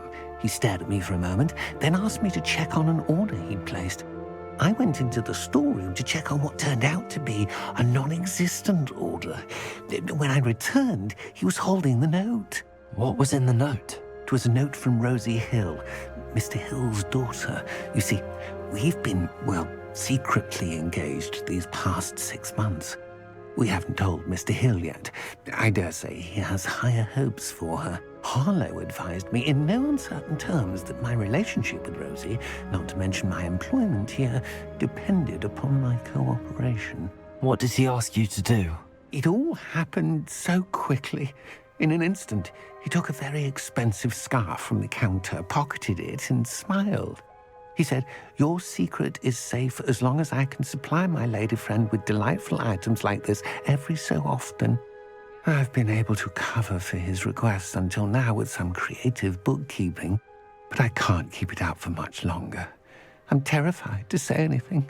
I could never live without Rosie. Could you give me a bit more detail about the note? That might help me to identify it should I come across it. It's on Rosie's special pink stationery. It has her monogram at the top, RH. That's how Mr. Hill would know it was real. What have you been doing to keep the extortion a secret? Well, as I mentioned, creative bookkeeping. And I've also been trying to cover the costs with my own savings, but I'm running out of money. Of course, none of this bodes well for my efforts to improve my circumstances and be worthy of Rosie. I met Mr. Hill the day of the troll attack. He was kind to me. Why don't you just tell him? He's a lovely man. But when it comes to Rosie, I fear he loses all perspective. He'd see this as a grave betrayal. I'd lose my job instantly, and Rosie as well. Thank you for telling me. I'm gathering evidence to take Harlow down. I would love nothing more than to see him rotting in Azkaban, but be careful. He's an awful man and incredibly dangerous. As for Rosie's letter, should you happen upon it, I have committed it to memory. You may destroy it immediately. Understood. Excuse me, Mr. Filbert. I wondered if I might speak with you about your dealings with Theophilus Harlow. I hope to ease Mrs. Bickle's mind by gathering evidence against him. Tragic, what happened to Bickle. He wanted me to speak out against Harlow for an act of violence committed against me. But I feared Harlow's retaliation, and so I refused. You may have shared Mr. Bickle's fate if you had spoken out against Harlow as he requested. Unfortunately, I suspect you're right. You said that Harlow committed an act of violence against you. Could you tell me what happened? Before my extraordinary wife, Dulcibella, passed away, she had just completed a small book of poetry. As a surprise for her birthday, one she never had the chance to celebrate, I had the book beautifully bound and plated in gold. One day, Harlow came calling to punish me for having spoken out against the Neanderthals that comprise Rookwood's lot. Before I knew it, I'd been petrified, and Harlow was rifling through my home. He found the book of poetry, with its exquisite gold plating. I watched helplessly, lying there in my entranceway as he walked away with the book, laughing as he went. I was shaken to my core. Still am, to be honest. I imagine you fear Harlow retaliating again, but do you mind if I share this information with Officer Singer? I suppose I have no choice. This extortion can't go on forever. You can pass it on to anyone who may be willing to help. It's not like Natty to be late. She said she was going to the Hog's Head. Perhaps I'll find her there. Natty's wand. She can cast without it. She wanted me to find this. She's in trouble. Revelio will show me where she was taken. Revelio! You found us! I knew you would realize I had left my wand for you. Speak to Mr. Rabe. Revelio! Tell you what you need to do. Mr. Rabe! Daisy told me you'd been abducted. You spoke with my wife. How is she? Worried about you. Are you alright? I am alright. Thank you for coming. These locks are cursed, and there's an anti-apparition jinx on the cells. Even Natty's skill with wandless magic cannot free us. I need you to find my wand. Use mine. We'll find yours together once you're out of there. I need my wand for this. Using one with which I have no connection may not work as well or as quickly, and we cannot risk detection. I shall do my best. Any idea where it might be? It's nearby. I can sense it. Understood. I'll find it.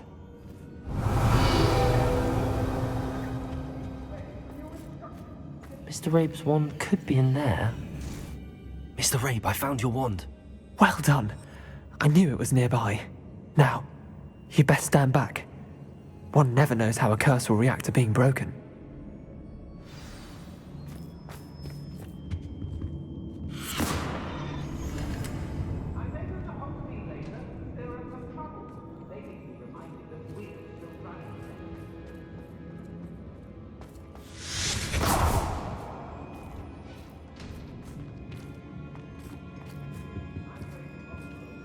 Thank you, Mr. Isco. My pleasure. And thank you, my friend. We owe our lives to your bravery. I may be too weak to disapparate with you both, but I can try. You go ahead. Find Officer Singer. We will get out of here on our own. Very well. But be careful. Thank you, my young friends. Be prepared for a fight. These Ashwinders must pay. Might want to look up. Accio. Crisis. Expulso. You will not survive this. Natsai Onai. I should have known. And you, the troll dispatcher. Oh, thank goodness the two of you are safe. Isco Rabe told me a couple of students had rescued him. Should have known it was you two. Is Mr. Rabe all right? He is. I sent him home to his wife. Miss Onai, your mother will not be pleased to learn that you're still risking your safety pursuing these dangerous men. Actually, Officer Singer, Natty and I learned of several Hogsmeade residents who've had their lives threatened by the Ashbinders. In addition to abducting Mr. Rabe to blackmail his wife and Natty, Rookwood and Harlow have also extorted Agabus Filbert and Otto Dibble. I will look into all of that. As for the two of you, I appreciate what you're trying to do, but you are taking great risk. Next time, please let the authorities handle the Ashwinders. With all due respect, officer, the authorities haven't done much about any of this. There's more to taking down an organization like the Ashwinders than simply storming in and hauling them off based on a few accusations. I must insist that you leave them to us. We shall have no further discussion on this. Natsai, you may wish to speak with your mother about this before I do. My mother will not like this. Thank you again for rescuing me. We shall speak soon. There you are.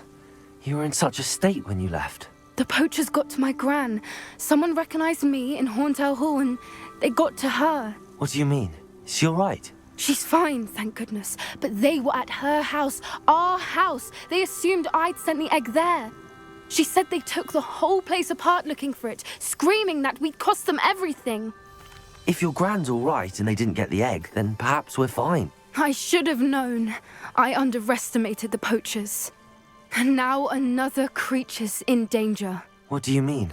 The poachers refused to leave empty-handed, so they took valuable journals that Gran had discovered when she was researching rare creatures. One of them contained theories about a secret hiding place of the Snidget, long thought to be extinct. Exactly what kind of creature is a Snidget? It's a small bird with golden feathers. It's incredible. It has rotational wings that allow it to dart quickly in any direction. In fact, the golden snitch in Quidditch is based on the Snidget, which barbarically was actually used in the sport hundreds of years ago. Why would Snidgets be valuable to poachers? They could make more money with Snidgets than they ever would have fighting dragons.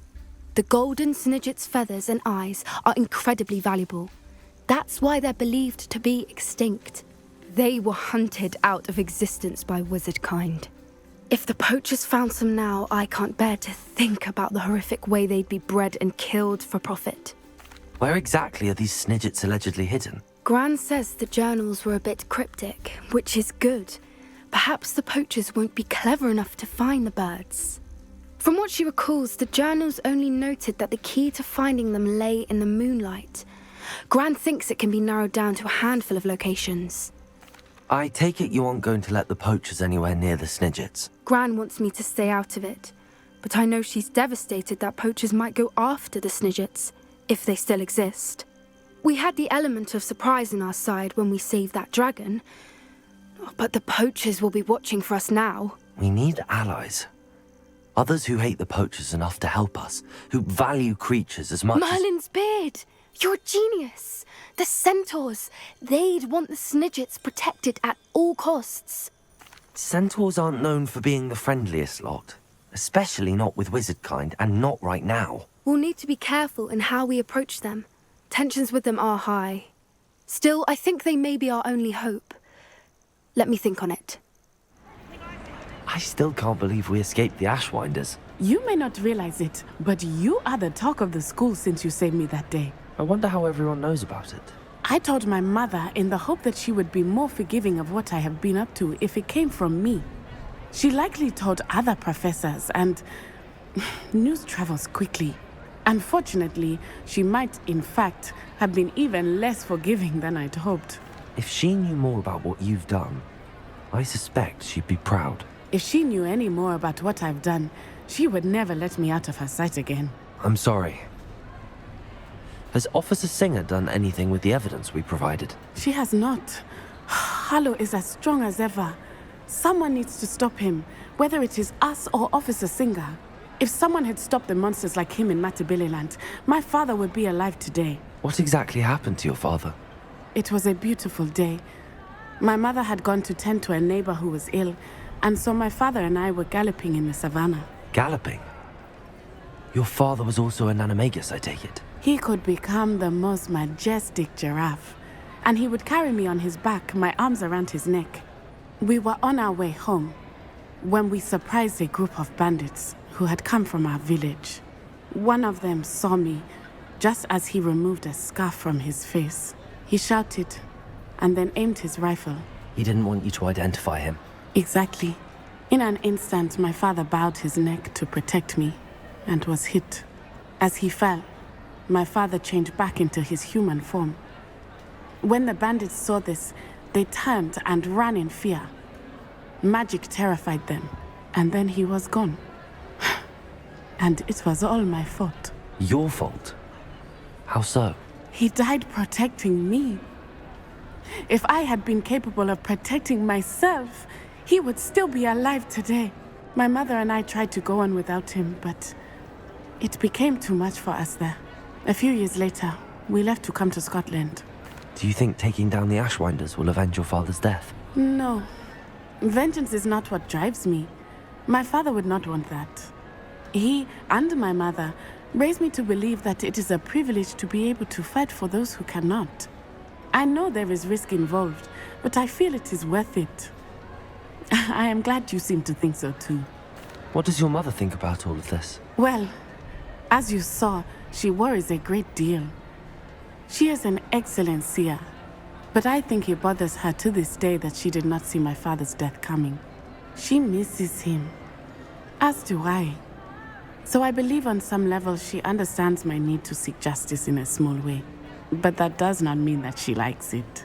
Do you think your father would approve of the things we've been doing? Oh my, that is a good question. In theory, yes. Although he would worry as my mother does. But I think he, of all people, would understand my persistence. My father never shied away from a fight for good, no matter how ruthless the foe. And I think he would have enjoyed knowing that I had a compatriot like you. I'm sorry, Natty. I can't imagine what you've been through. Your father sounds exceptional. He was. Truly extraordinary. And thank you for your kind words. We all have our burdens. My father had a saying about that. Yes, I remember. Rain does not fall on one roof alone. Exactly. Soon you and I will put an end to the Ashwinders, beginning with Harlow. And once he is gone, we will turn our attention to Rookwood. We are making progress, and we will succeed.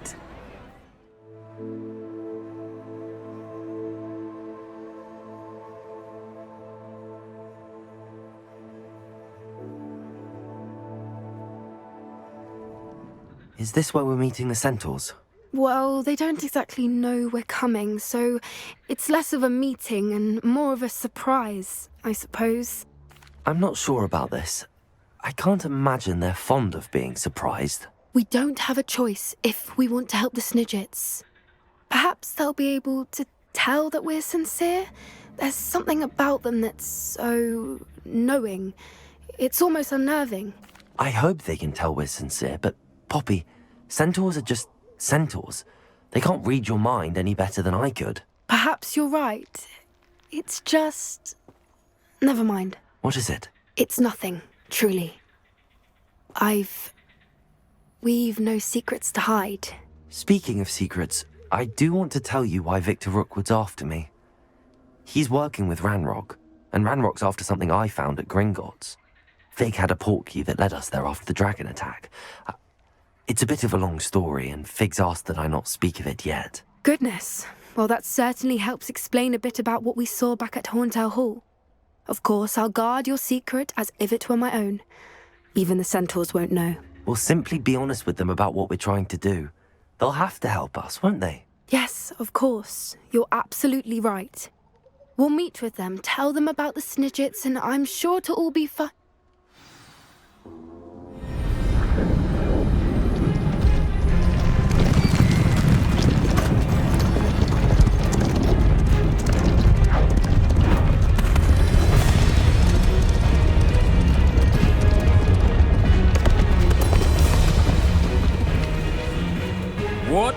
think you're doing here, humans? Please! We were hoping to speak with you. Ah! I suppose you'd like a tale for your friends of the time you spoke to a centaur, and it spoke back. No! Never! We're here because we need your help. Enough! You made a grave error in judgment in coming here, little witch.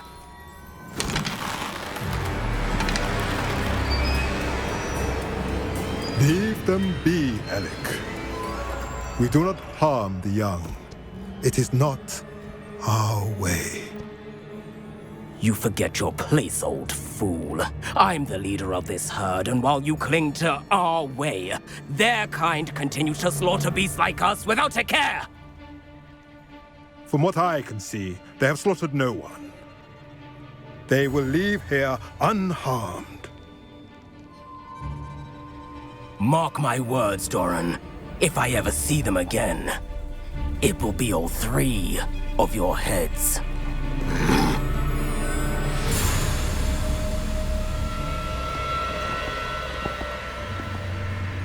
Foolish children. Do you know what happens to wizards who wander here? Now, follow me before Golden I... Snidgets are still alive, and the poachers are after them.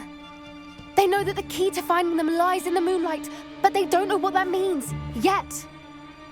Please, help us find the Snidgets before the poachers do. Could it be?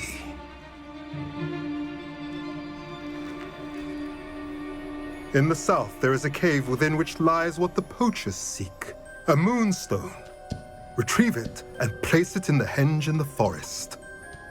I, on the other hand, must go speak with the herd. Find me after you have done this.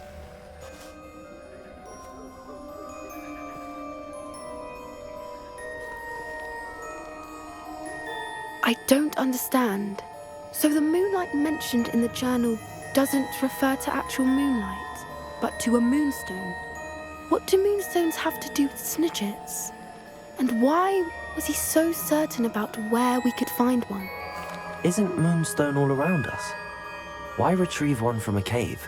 Knowing centaurs, I suspect he's referring to a specific moonstone. We'll likely know it when we see it. He could have been a bit clearer, or stayed a moment and answered our questions. Centaurs can be cryptic. Gran says no one talks more in circles than a centaur. It is a shame how quickly he left. What was his name? Doran. That's what the leader of the herd called him. Well, if Doran knows something we don't, I'd rather act now and ask questions later. I can head to the library and start looking into the cave you mentioned. Hello, Professor. I have news. The goblins are looking for something. Another repository. They've built drills to help with their search. Most troubling. Are these repositories like the broken container I found at Rookwood Castle? They are. I fear we have no time to lose. Have a look at the map.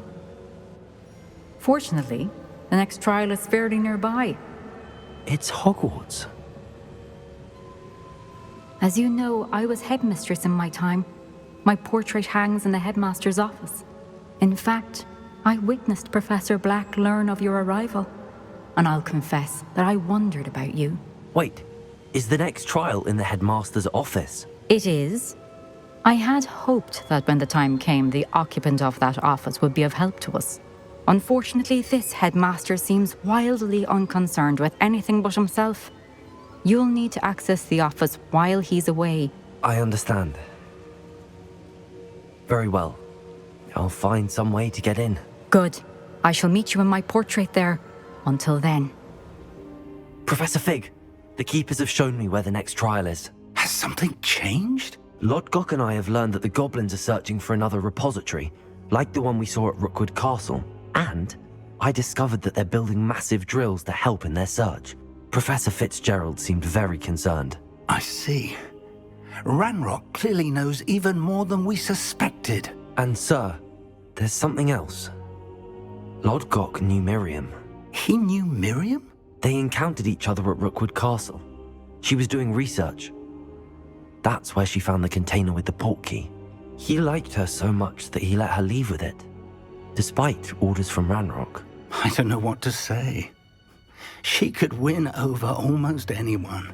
I want to hear more of this. And, in fact, I'd like to speak with Lodgok directly. But we've no time now.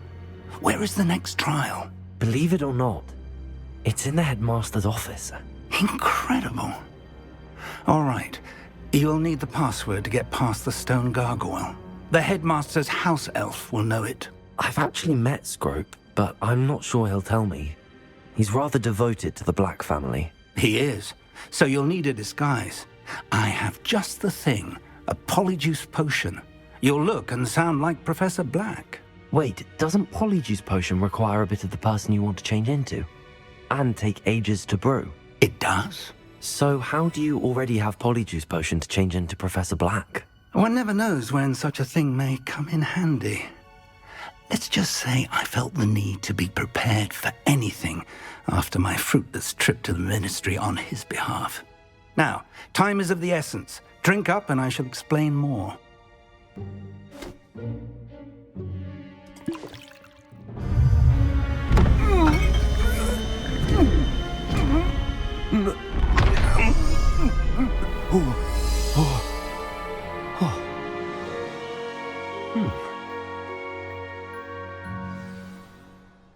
How do you feel? Incredible. I won't forget that taste anytime soon. How do I sound? Convincing. I've taken the liberty of transfiguring your robes. As we discussed, you'll need the password from Scrope, who could be anywhere in the castle. You might look for Professor Kagawa. She's taken to badgering the poor elf about Quidditch in the hopes that he can convince Black to change his mind. Thus far, unsuccessfully. I see. But what if Professor Black sees me? Leave him to me.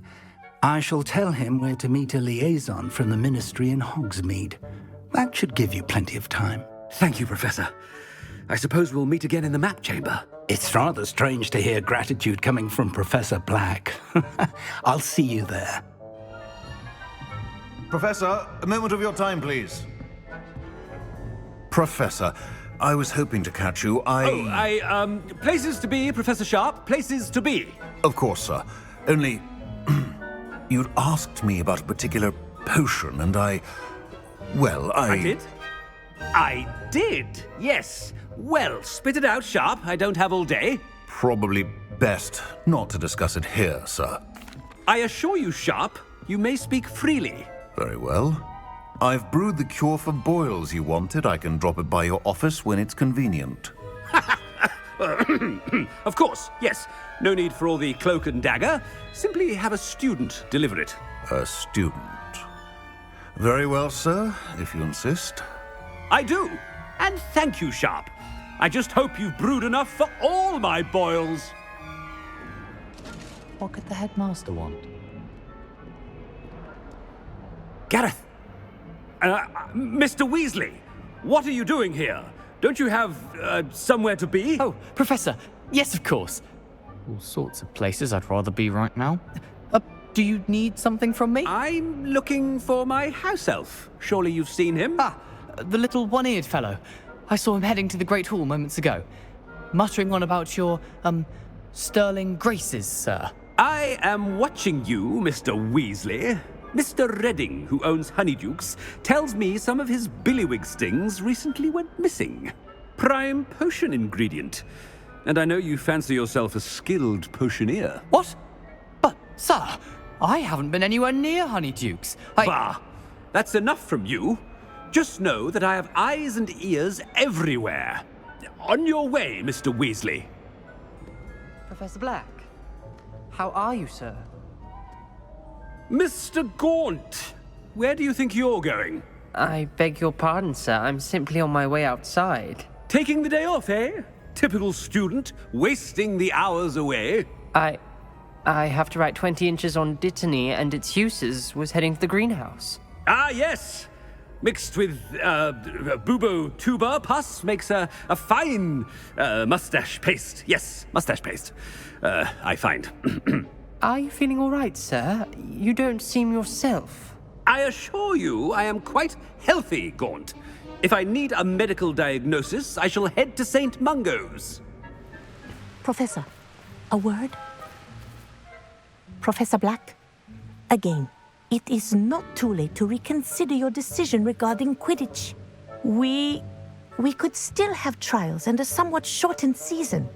It would be better than none at all. But the injury, Madam Kogawa. Professor, more than one student has taken a bludger to the head on our pitch. I dare say it knocked some sense into them. And they're fine now. The fact that it happened to be a pureblood, well, that's no reason to... What nonsense! That you would trivialize the health of a student over a silly game. A silly game? You are quite impossible sometimes. Sir, I've a good mind to write to the Department of Magical Games and Sports at the Ministry about you. Good idea. I can even provide the parchment should you need it. Now, where is my elf? Parchment? Very well, I will, and with pleasure. And I spotted Scrope in the Great Hall. Seems to be avoiding me. I wonder why. Good day, Madam Kogawa. Miss Broom, a word. Oh, Professor, this is an interesting surprise. It's Bloom, by the way. Remind me of your area of affinity, Broom. OWLs are swift approaching. Charms, sir. Non-verbal spells. Might work on one that makes me disappear. Well, keep at it, Broom. And before you know it, you'll be as invisible as that new fifth year seems to be. They're not invisible, sir. I've seen them near the library. In fact, they help me with my, heavy books. Speaking of invisible, where's my blasted house elf? Professor, a word, please. Hello, Professor Black. Ah, Professor Weasley. How delightful to see you. Sir? Since I have you here, I wonder if I might, speak with you about Professor Fig. Oh, very well. I've decided to give him a bit more, leeway with his time. Leeway, Professor? Are you sure that's wise? I confess I do worry for his students. He's rarely here as it is. Ah, well, yes. He's handling some official ministry business for me. I see. But, sir, if I may, I am wary of how much time the new fifth year seems to be spending away from the castle, supposedly on Professor Fig's behalf. I've heard unsettling rumors of their escapades. Everything from sneaking into the Forbidden Forest to confronting Ranrock's loyalists and Rookwood's lot. What? Goodness. You cannot believe everything you hear, Professor. No, you cannot. I mean, I shall keep an eye on Fig. You simply keep doing the wonderful job that you're doing. Simply wonderful. Thank you. But I'm happy to look into... Good. That'll be all, Weasley. I mean, Professor Weasley. Good day. A wonderful job. Leeway for Professor Fig? I shall never understand that. That ought to give Professor Fig some breathing room.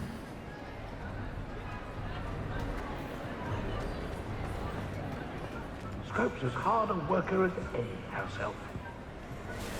Scrope! Oh, greetings, Master. Remind me of the password to my office. Oh, but Master made Scrope swear never to tell anyone, even Master himself. How dare you question me? I've a mind to give you a matching set of ears. Yes, sir. Of course, sir. Scrope begs forgiveness. It is the Black family motto, Master. Right. Of course.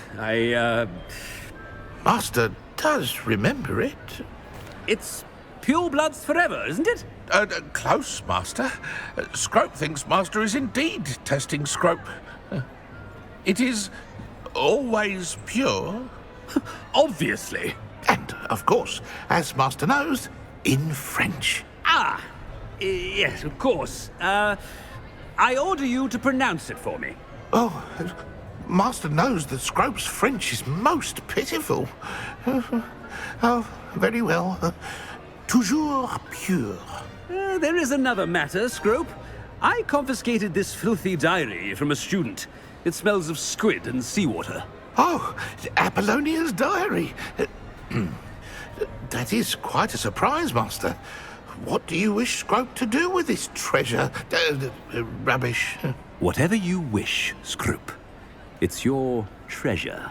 Now, off with you! The polyjuice potion's wearing off. I best get out of sight.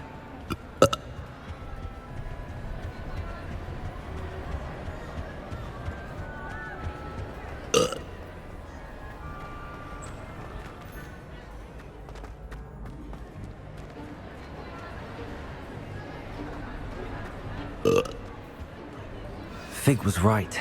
I can't believe it worked. Now to speak the password to the gargoyle. Toujours pure.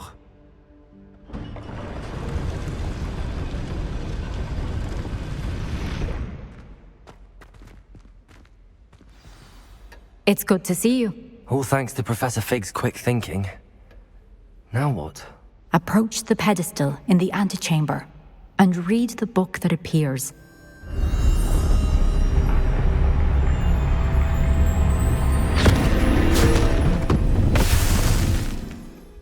Where am I?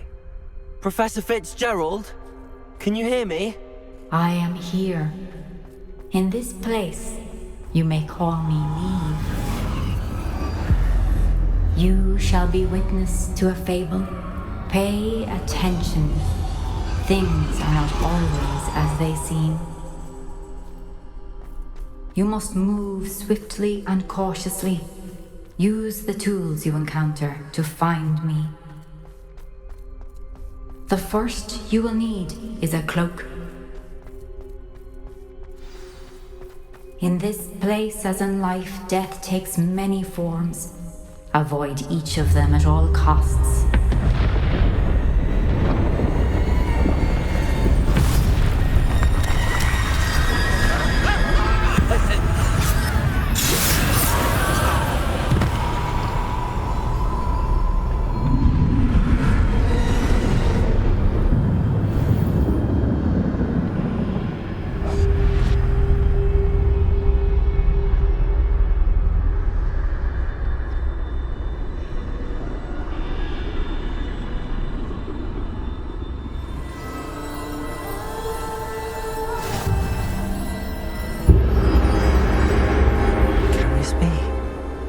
I think I'm invisible.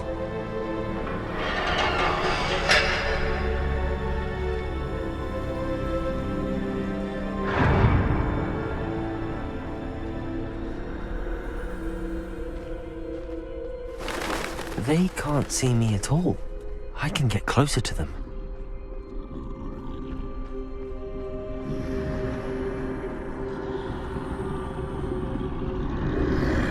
This is the way forward. Finally free. Now where are you, Neve?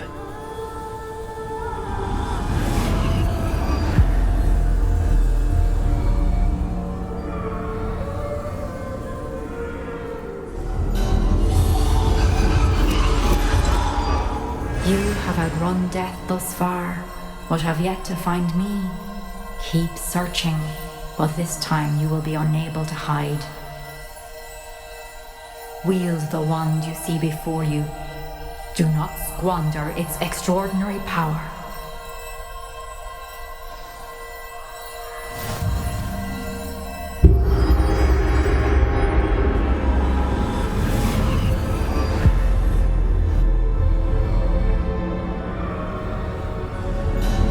I've never felt such power. Bombarda! A simple stone. This must be for me.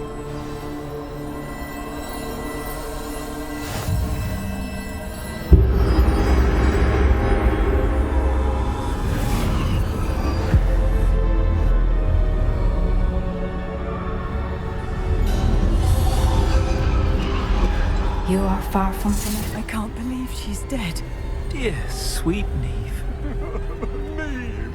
May her memory be a treasure to us forever.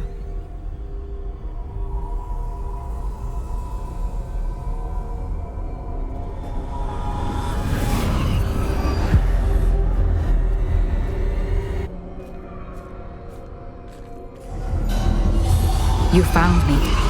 But you cannot undo what has been done. The magic of the stone can only conjure a shadow of my former self.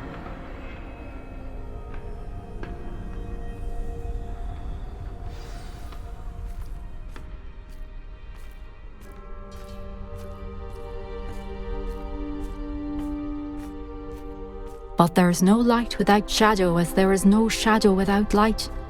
Simply because you can eliminate darkness does not always mean that you should.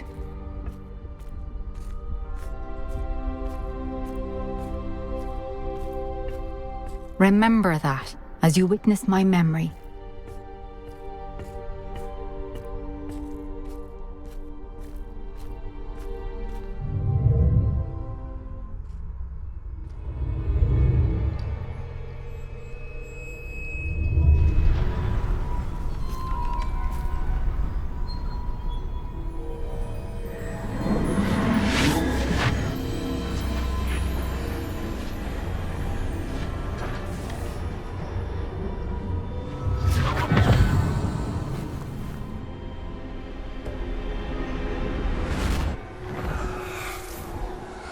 Isadora, what you did for your father was remarkable. Well, wasn't it? And Percival needn't worry about the strands of emotion or the traces that this magic leaves. I found a way to contain all of it. You haven't stopped. Goblin silver. You spoke to a goblin about this. Don't worry, he has no idea what we're containing. We don't know what effect any of this may have. The emotions, the dark traits. You sound like Percival. And as it happens, I do know. It is a source of strength, of focus. Somehow it enhances my ability to wield magic. I don't follow, Isadora. I think we can harness it. Power like this is not to be toyed with. In the wrong hands. You saw what I did for my father. Nia, imagine the good we could do. Everyone is in some kind of pain.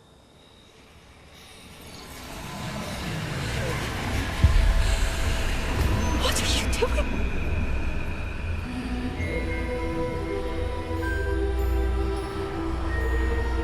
Breathe it in.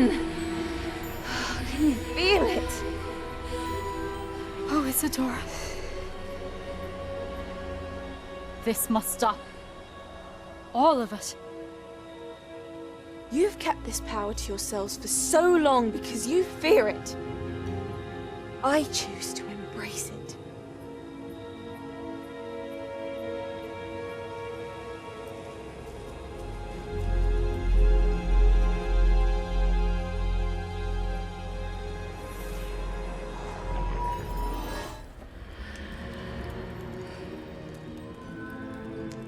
Rumors are to be believed, you've taken to increasing the beast. Is it true?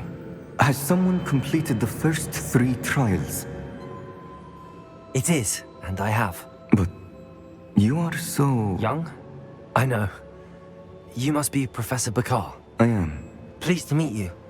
The pensive memory I just witnessed, was Isadora inhaling painful emotions? She was. I was amazed to see that it seemed to give her some sort of power, and that she could harness it. But how? I worry that you seem more intrigued than repulsed. I hesitate to reveal the location of my pensive to someone who, perhaps, has yet to understand the responsibility of power. I can assure you, Professor, I do. In fact, what you don't yet know is that a dangerous goblin called Ranrock has accessed the repository at Rookwood Castle. He has learned to harness the contents of it as a source of immense power. He plans to use that power against wizardkind. We have no time to waste. I see. Nonetheless, the knowledge you shall gain after you witness my memories is too valuable to share without further consideration. I shall require time to confer with the other keepers. It seems we have no choice but to wait, frustrating as it is. I heard what you told Professor Bakar. Isadora was inhaling emotions to gain power?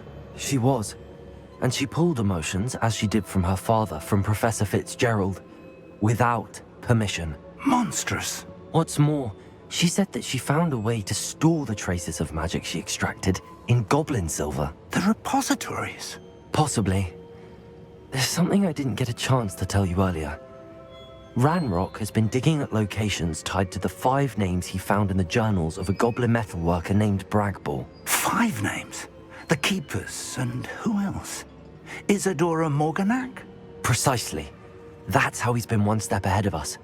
Gringotts, the Tower, Rookwood Castle. If the Keepers won't tell you where the next trial is yet, I say we at least maintain a watch on Ranrock.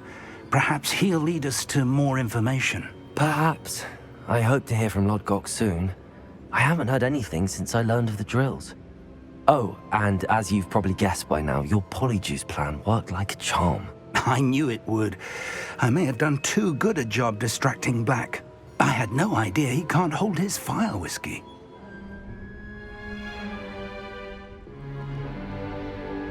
In today's lesson, we will cover a truly thrilling event.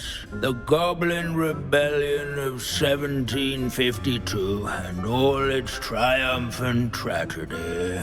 But more specifically, we will address the devastating effect it had on the wizard milling industry. Throughout the many goblin battles, countless wizard cloaks were lost. Actually, we do know the number. 632. But history occurs outside the classroom. And look, it's time for my constitutional. One can practically osmose the history flowing through Hogwarts. I think the professor wants us to follow him. Good to see you again. Recovered from that nasty bout of dragon pox, have we? That wasn't me, Professor. I'm new here. Are you? Well then, welcome.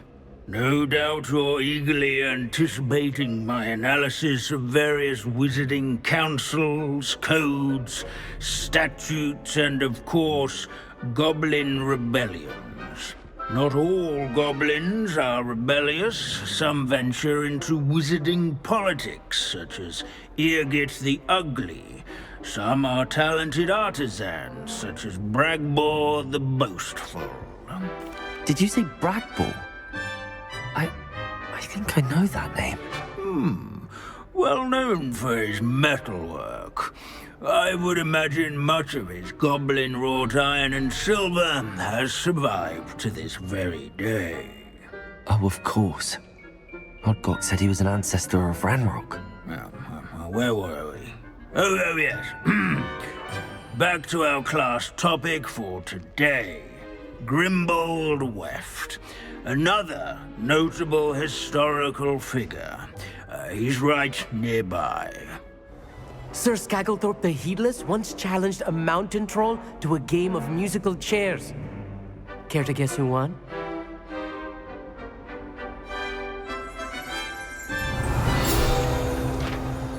No, that's not one.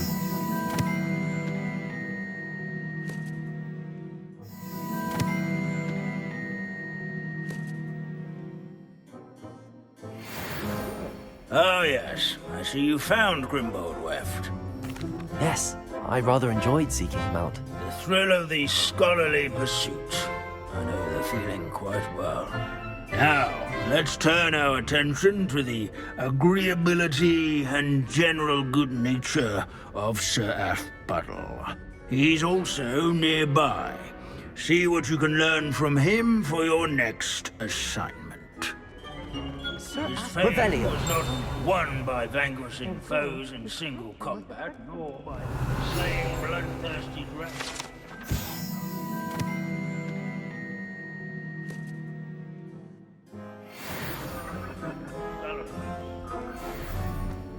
His warm and approachable demeanor was celebrated by old friends and newcomers alike. Professor Binns, I found the statue of Sir Athpuddle. Ah, well done. Alas, Sir Athpuddle's affability was his undoing. Died instantly trying to befriend a basilisk. Eye contact is not always to be encouraged. So beloved was he that even some goblins mourned his passing. Of course, that did not bode well with the rest of the goblins, most of whom could not abide mourning the loss of a wizard. Goblins and wizard kind will never trust each other. Yes, well, it takes a cauldron to raise a chisperful, as they say. History does tend to repeat. It is a series of patterns, a thought both comforting and disconcerting. The wise students, such as yourself, will learn from it.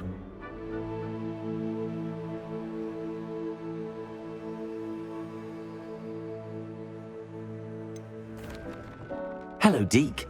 Professor Weasley said you had an idea. Indeed, Deke does. Deke knows that you want to learn about all sorts of beasts, and Deke recently heard rumors of a phoenix nest in a nearby mountain. A phoenix nest? I wonder if it belongs to the phoenix gnat he mentioned, the one Harlow and the poacher pack are after. Deke would not doubt it. If Deke has heard of it, surely the nasty poachers have as well, which means it could be in danger. Well, I'd better go and rescue it then, hadn't I? Deke thinks so. So majestic a beast should not fall into such vile hands. Deke is not sure why, but Deke feels that saving a phoenix might help to make amends for what happened with Deke's prior master. Deke hopes that you are able to find the phoenix and bring it to the room where it will be safe. The phoenix?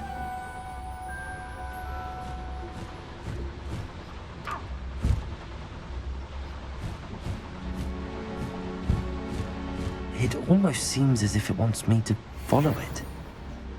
I need to find it before the poachers do. Hello. I'm here to help. I can take you somewhere safe. Did you find the phoenix? Yes, Deke. And I rescued it from the poachers. I have it here. It's safe. Remarkable! Well, what are you waiting for? Deke cannot wait to...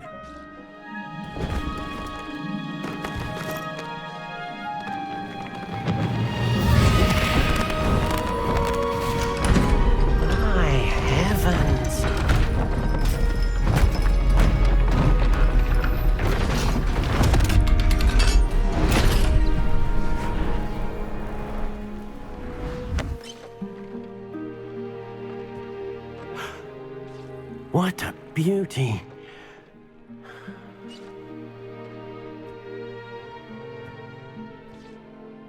You keep it close.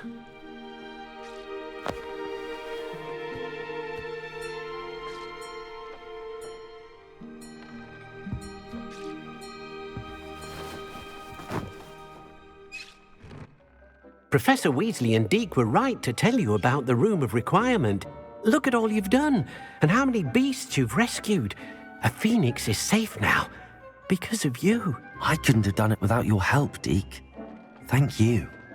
Deke is grateful for the kind words, and also grateful to have been of assistance to someone like yourself.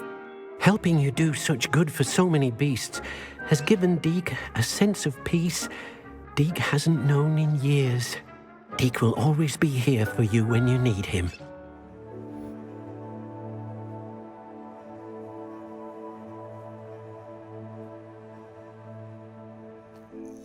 I received your owl.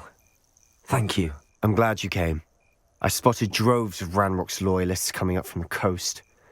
Overheard one of them say they're headed to another cavern, like the one we found. How are they still one step ahead of us? They can't know about the triptych. I don't know. I did see another memory. This time it was a keeper named Neve Fitzgerald. She was unnerved by Isadora's use of ancient magic. But I still can't be sure how any of it connects to Ranrock. These keepers are playing games with you. You need to press them for more information. It doesn't work like that. To access each of these memories, I have to complete a trial. It's not as easy as you think. They're showing me the memories in a particular order. Either they don't trust you, or you don't care enough about Anne to ask the difficult questions. Of course I care, Sebastian. We've come this far. Don't let your frustration get the better of you. Fine. I'll defer to your keeper friends, for now. But I don't like it. We don't have a choice. Now, Shall we see why the triptych led us here? Kill any who trespass. There they are. Let's go. Wait, we should have some sort of plan. I'm through planning. Put me down! How childish! Descendo! Defendo! What were you thinking? I was thinking about dead goblins. You could have got us killed. But I didn't. Descendo! Arrest them!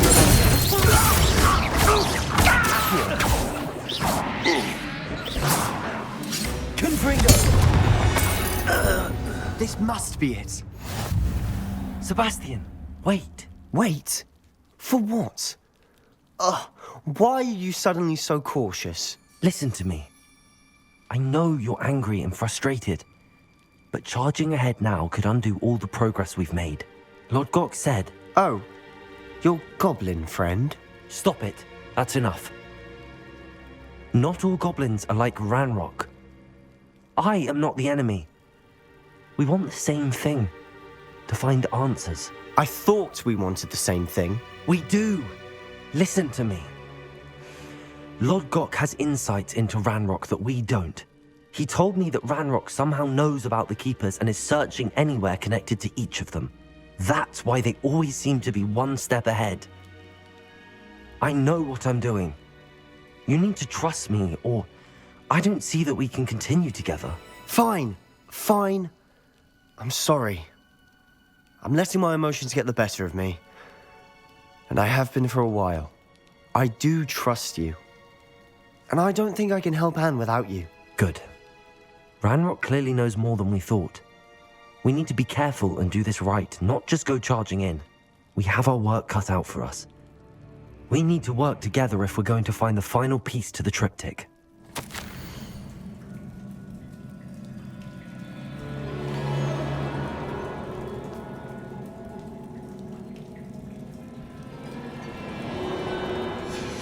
Sebastian, a journal entry. We should look for more. Why couldn't she have kept all her journal entries in one place?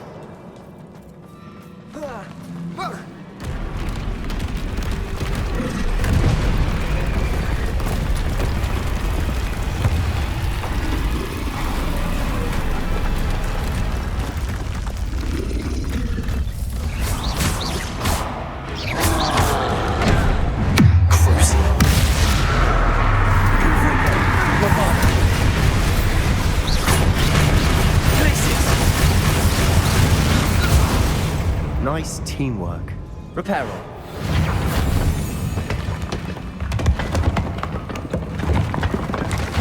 That was a piece of work.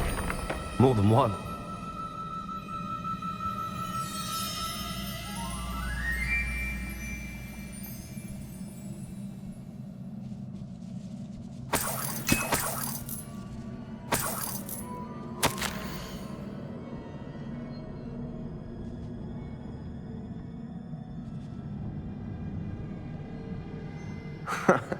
We couldn't jump high enough to reach that ledge if we tried.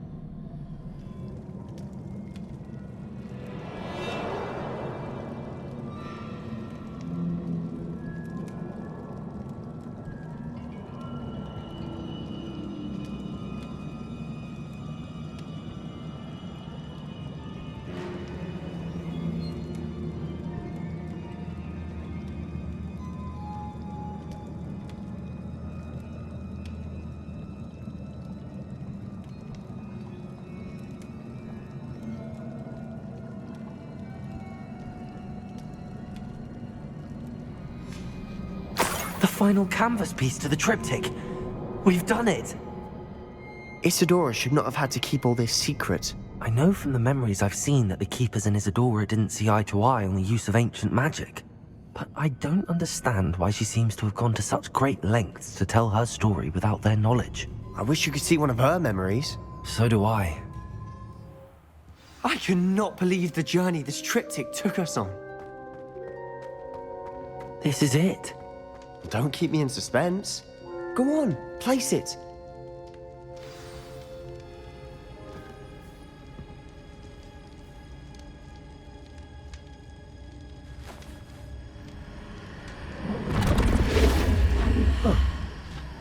Another pensive. This is what we've been chasing.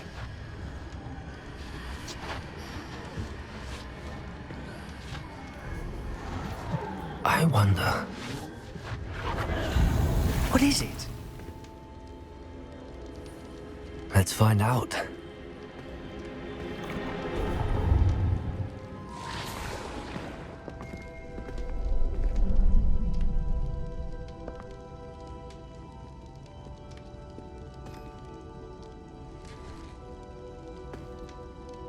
I cannot bring my brother back, Father. But I can give you peace.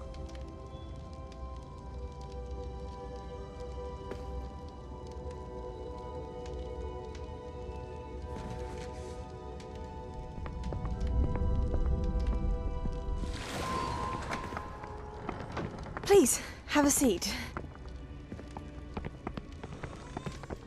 Isadora, we are all most intrigued to hear. We're ready. I've something to show you. Father, these are my colleagues from Hogwarts. Father hasn't spoken since my brother died. On my travels, I confirmed that which I've always believed. That we have the power to take away pain.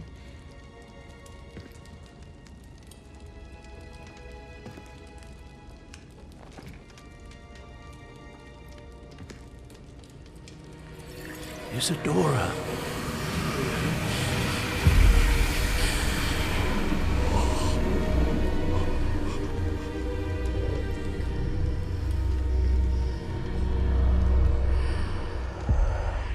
What have you done?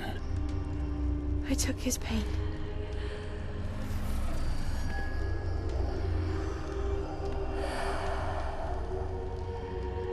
Thank you.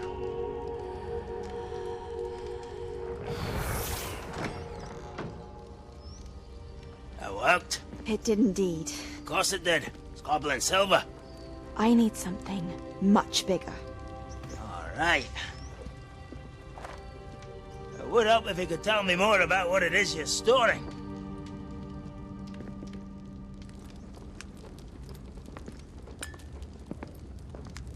Magic. Left over from a spell I devised to remove pain, but if used correctly, its power can be used to do even more good. Why would you want to store such magic away? I only need to keep it safe until I can convince my colleagues of its worth. Magic like this? Unnervesome. Not everyone's ready to wield such power. Perhaps not. Someone will be.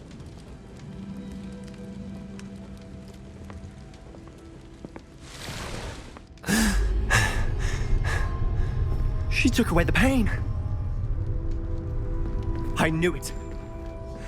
I knew there was a way to help Anne. Something isn't right, Sebastian. What do you mean? You saw what she did. No, not the memories, the portrait. I think the reason Isadora hasn't appeared is because she can't. I don't follow. We have seen that view before. The abandoned home in Felgroth, the destroyed painting, it was her. So someone destroyed a bit of enchanted canvas, but we found the memory. Yes, you're right. We saw what she wanted us to see. We saw what she could do, what you can do. But I don't know how to do what Isadora did. Well, then you shall learn. The Keepers can teach you. I'm not sure that they would. The Keepers believe that removing someone's ability to feel pain, it's a highly complicated, unpredictable form of magic. One that should be wielded with great care. If at all. If at all?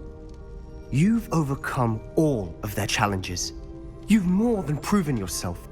You can wield it. You have the ability.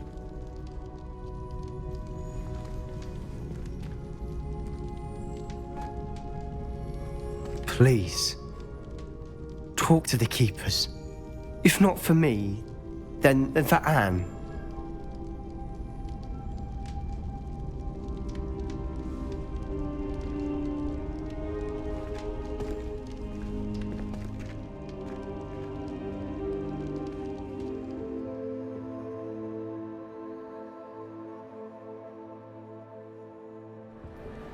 Natty, is everything all right? There are times when my father's absence drifts to the back of my mind, and I feel peace for a day or two. But this is not one of those times. I miss him. I miss running with him. I miss Matibeleland. He should still be here. And it's my fault that he isn't. It's not your fault, Natty. There's nothing you could have done to prevent it. That is what my mother says. But he died protecting me. And I cannot help but feel guilty over that. I find myself reliving the moment more often than I would like. I believe I would feel less helpless if I could truly put an end to Harlow and the rest of Rookwood's miserable lot. Each day they remain free, they do more damage, leaving people like Archie Bickle to suffer the consequences. I agree, Natty. We'll get them. I've never seen someone so committed to a cause. Thank you. I believe we will get them, beginning with Harlow.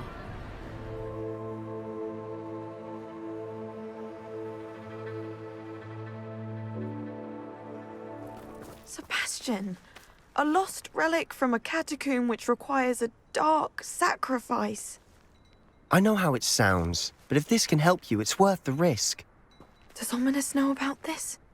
He helped find the scriptorium where we discovered Slytherin's spellbook. Very well. If Ominous will be there, I'll meet you. We don't have much time. Solomon wants to leave Feldcroft. What? Leave? Never mind.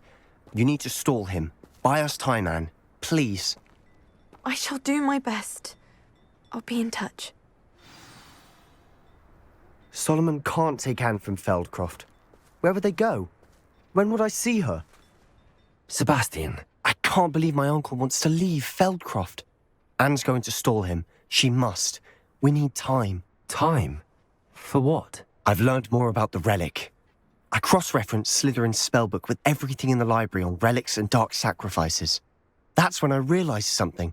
I believe the relic will only work inside the catacomb. So we have to get Anne to the catacomb and then conduct a sacrifice.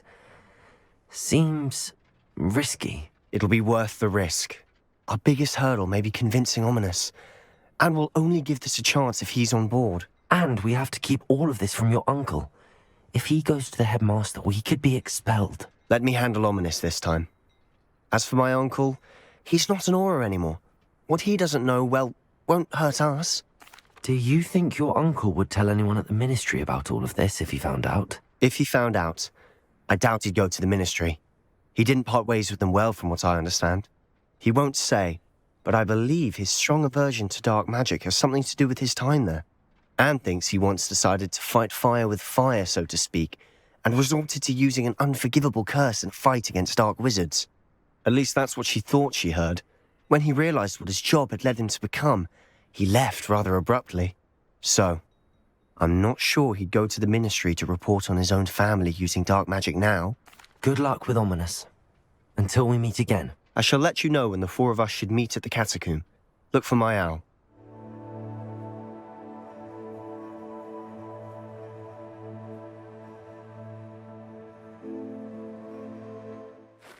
I take it this means you had some luck at the library? It took a few hours and some eye-watering maps, but I think this might be the cave Doran told us about. Impressive.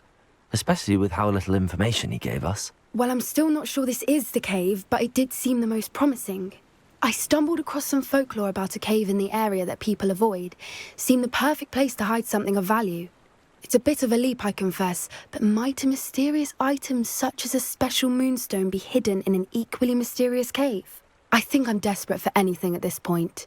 Well, we're here. We might as well have a look. Agreed. Bombarda!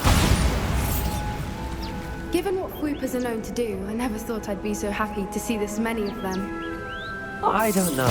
I've been listening to them for a while now, and I'm starting to lose my mind. Very funny. I was just thinking how it's proof that poachers haven't been here, assuming this is where the moonstone is. Which means we're one step ahead of them. Well, we found what we came for. Now we just need to bring it to the henge.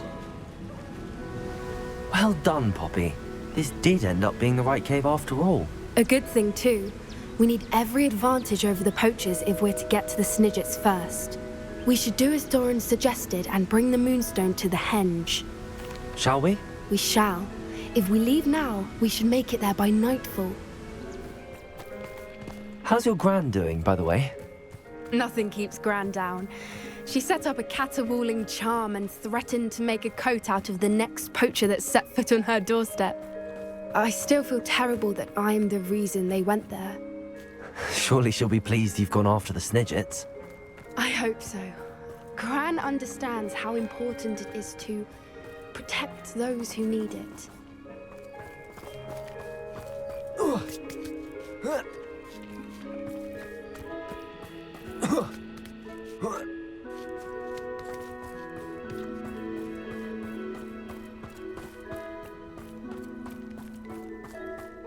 I think we can safely say we know where the moonstone goes.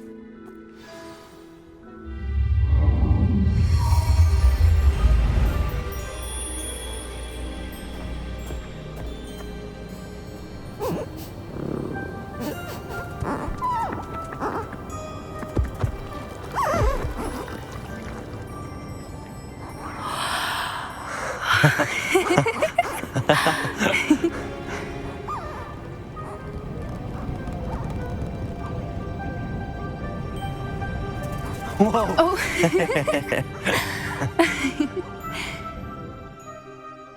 That was a mooncalf dance. Do you know how rare it is to see even one? They only ever happen under a full moon. Though I suppose the moonstone allowed it to happen now. Is the pattern they left behind on the ground normal? All part of the dance. No one pattern is ever the same, though. We'll need to draw this one to get a better sense of it. Can't wait to tell Gran that I've managed to see not one, but 2 mooncalf dances. She'll be jealous. You've seen this before? It was pure luck the first time. I was on Highwing, or I'd never have spotted it. It was the night the night I met Highwing, actually, If you don't want to talk about it, we don't have to. I'd actually like you to know. About 5 years ago, Highwing had been captured by poachers. At first, they planned to sell her, but soon decided they wanted to kill her instead. More money, I suppose. I'd finally had enough. I freed Highwing and we ran. We'd flown for ages when I spotted mooncalves dancing below and we landed to watch them. It felt like an omen. A good one. A sign that the worst was over. What do you mean you'd had enough and the worst was over? You see, the night I freed Highwing was also the night I ran away from home. A poacher camp. I come from a family of poachers. Why didn't you tell me this before? After all our time together. I'm sorry. I thought about it so many times, but I'm ashamed of who my family is. I never fitted in, but the older I got, the more apparent it became. Gran tried for years to convince my parents to let me live with her. Suffice it to say, when I left with Highwing, I flew straight for her house. How brave. I'm glad you escaped. So am I. There were so many creatures I was unable to help when I was younger. Now that's all I want to do. Poppy, you're only one person. You can't save them all. I can try, and I've had a bit of help so far. I've never told anyone any of this, but I'm glad that you know. It's nice to have someone to talk about it with. What was it like growing up in a family of poachers? The thing I remember most was how much we moved around, always chasing the next big kill. It was chaotic and dangerous and nowhere a child should ever grow up. Do your parents know about the things you do now? Saving that dragon from the fighting ring, for instance. We don't speak, or rather, they don't speak to me. Last I heard, they were in Borneo trying to make their fortunes there, acromantulas. However, I wouldn't be surprised if word has got back to them. Some days a part of me hopes that it has. Now that I'm older, I wish I could talk to them, get them to see sense. But sadly, I suspect that wouldn't do any good. We were around so many poachers in the tent. Were you not worried about being recognized? Poachers are nomadic, and most of the ones in the area aren't any I'd grown up with. That said, I suspect someone must have recognized me. That's how they got to Gran. I'm glad you told me. We should get back to Doran. He'll need to see the symbol, and we've got poachers to beat. If you collect the moonstone, I can make a quick drawing of the symbol for Doran. Are you finished with the drawing? Just barely. I think the pattern's a bird. At least that's what it looks like. Didn't the journal say the key to finding the Snidget lies in the moonlight? Of course. That's it. We need to show this to Doran. Not that I'd know where to find him at this hour. Perhaps we should head back to the castle and we can track him down after a good night's sleep. Agreed. I'm ready to leave if you are.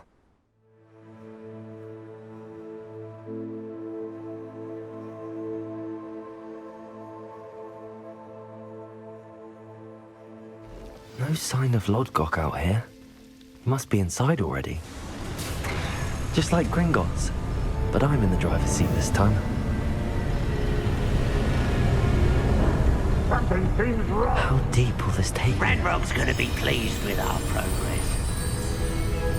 Who was on that car? And he's trying to get out with his car, will ya? That has to be the end up ahead.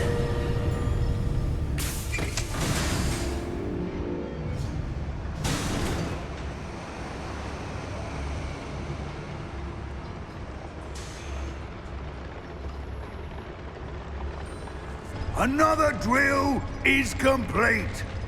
The wizarding world will crumble.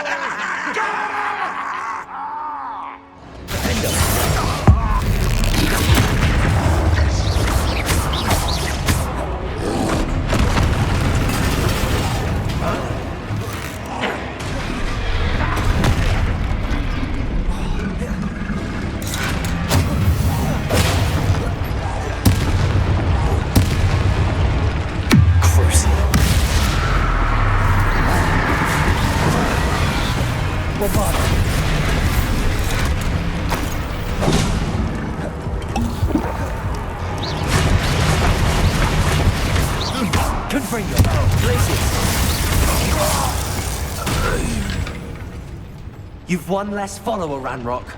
Bombarder!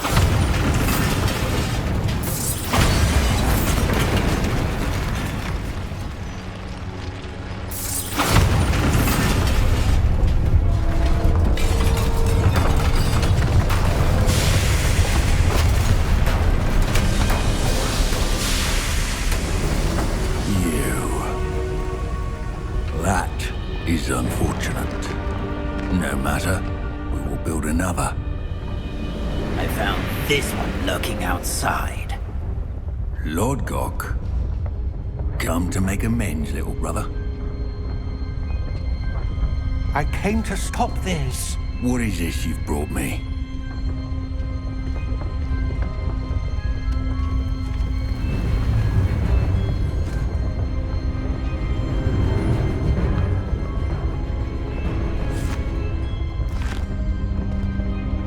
It cannot be. All this time, you knew. You knew where it was.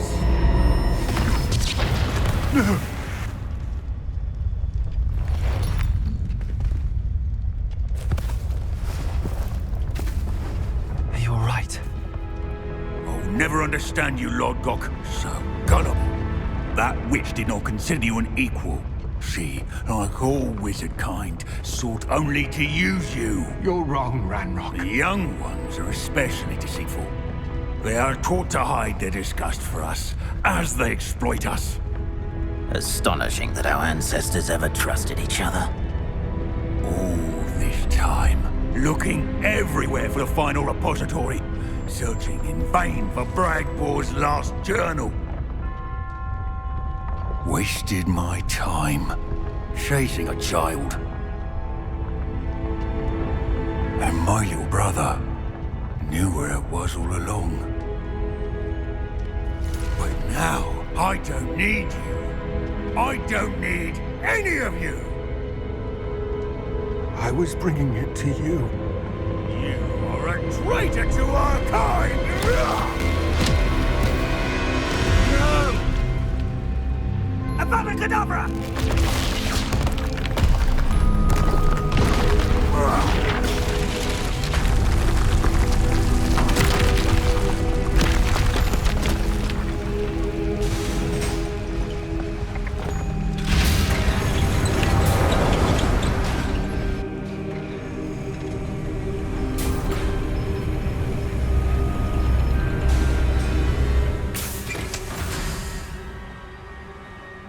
Poor Lodgok.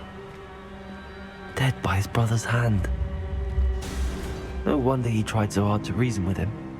I hope Professor Fig got my owl. I need to tell him and the Keepers that Ranrock knows where the last repository is.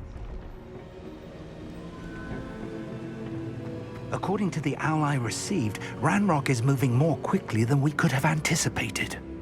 This is grave news indeed.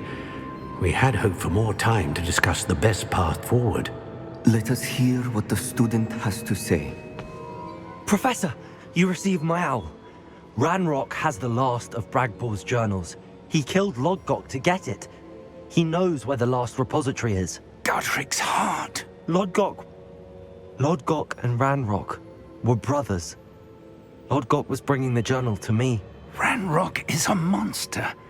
We need to know where the final repository is. Surely this changes things. Ranrock has Bragbor's journals and knows where the final repository is. We obliviated Bragbor. He kept journals? Why would he have documented all of this? He didn't know what we were containing. Isadora told Bragbor about the magic when she asked him to build a container for her. I've seen her memories. Isadora left memories for someone to find? You know what she did? Her memories showed what she did for her father, which I also saw in Professor Rookwood's pensive. And a conversation with Bragbor in which she expressed frustration about the limits being placed on her use of ancient magic. Based upon the memories they have seen, I believe our young friend is well aware of the grave circumstances in which we find ourselves. The next trial will involve an exceptional level of magical skill and a nuanced ability to interact with beasts. Find a face of stone and tendrils. I should advise you that you must engage with any beast that is part of the trial on your own. Professor Bakar will meet you in his pensive room. An exceptional level of magical skill? Nuanced ability to interact with beasts? I suppose we should begin our search for a face of stone and tendrils, whatever that may be. Very well. Professor Weasley has been keeping an eye on me. Perhaps we should meet there, so she has no reason to raise concerns with Professor Black. I shall see you near the coast. Perhaps then you can tell me a little more about the memories of Isadora that you witnessed. You're here. I have good news. We do not have any of Ranrock's loyalists to contend with. Of course, the bad news is that it's likely because they no longer need to track the Keepers for information.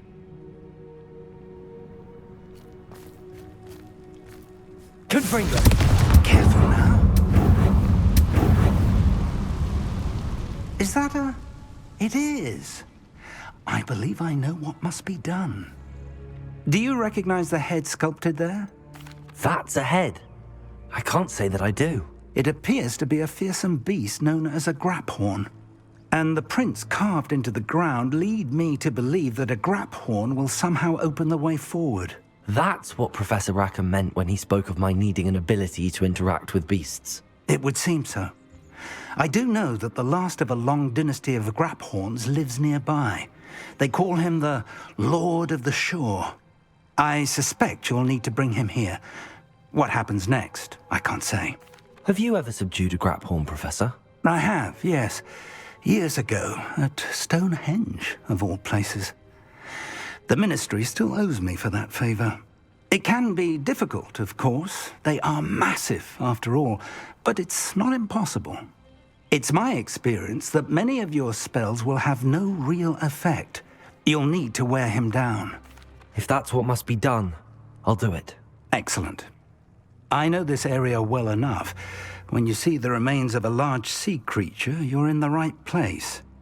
Now, Professor Rackham made it clear that you must engage with any beast that is part of this trial on your own. So I shall wish you good luck and wait for your return in the map chamber.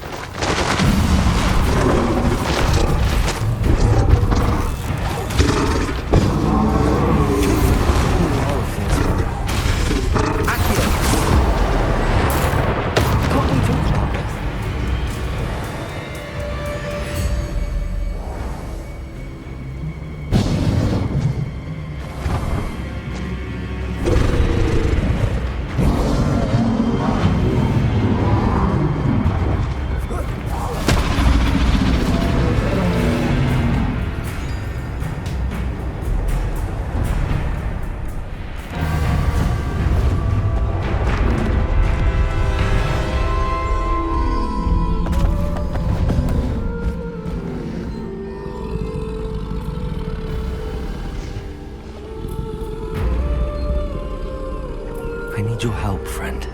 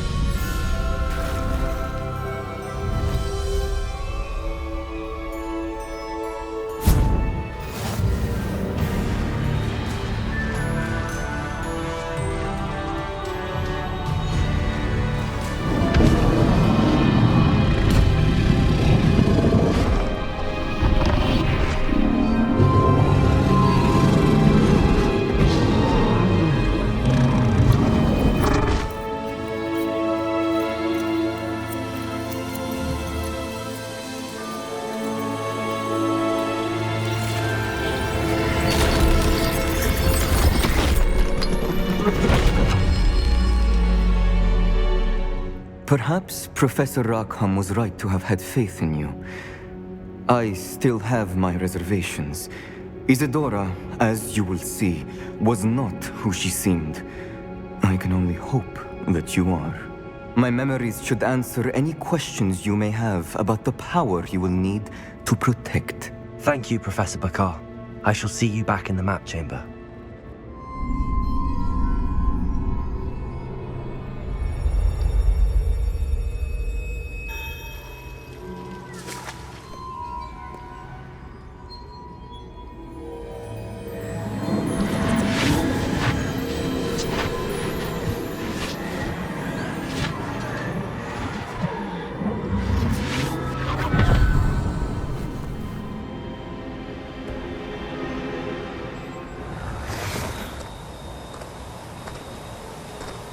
Hello? Isadora? Isadora?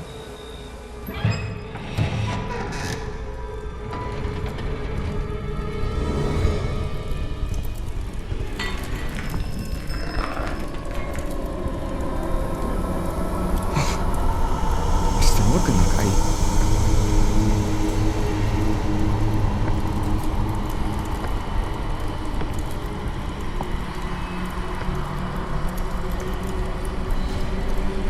Mr. Maka?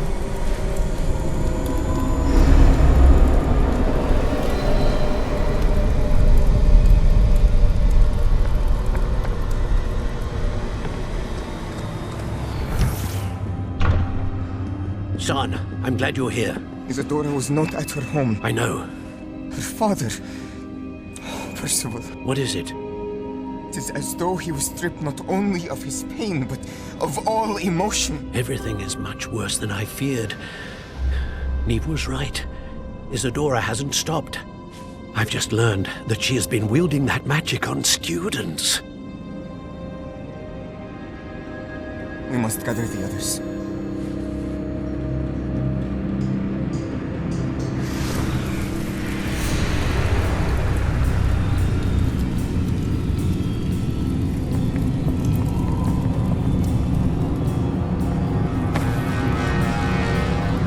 I need you to return to your common room, all right?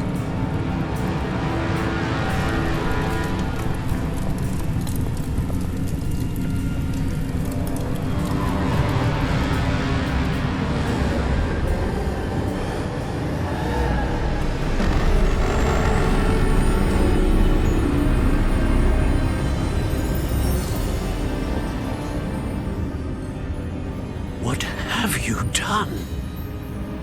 Take a breath. Students, Isadora. Everyone feels pain. And why? Because of your arrogance? Your obsession with secrets? He won't suffer any longer. Not my father, not my students. No one. Isadora, set down your wand.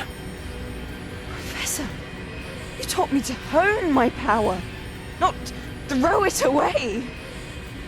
I did not teach you this. Expelliarmus!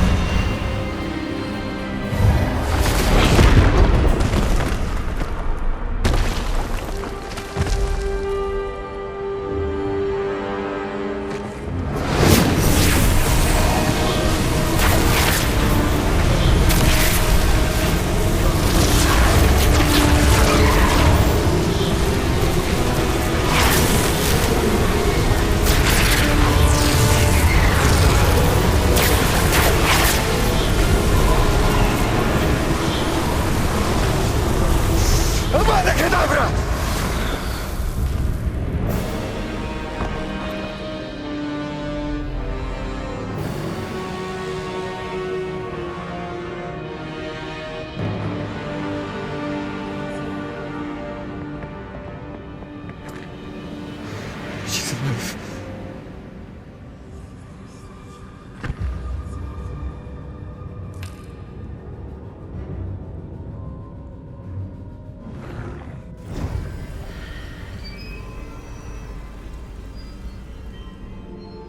The caverns below Hogwarts, where you fought Isadora.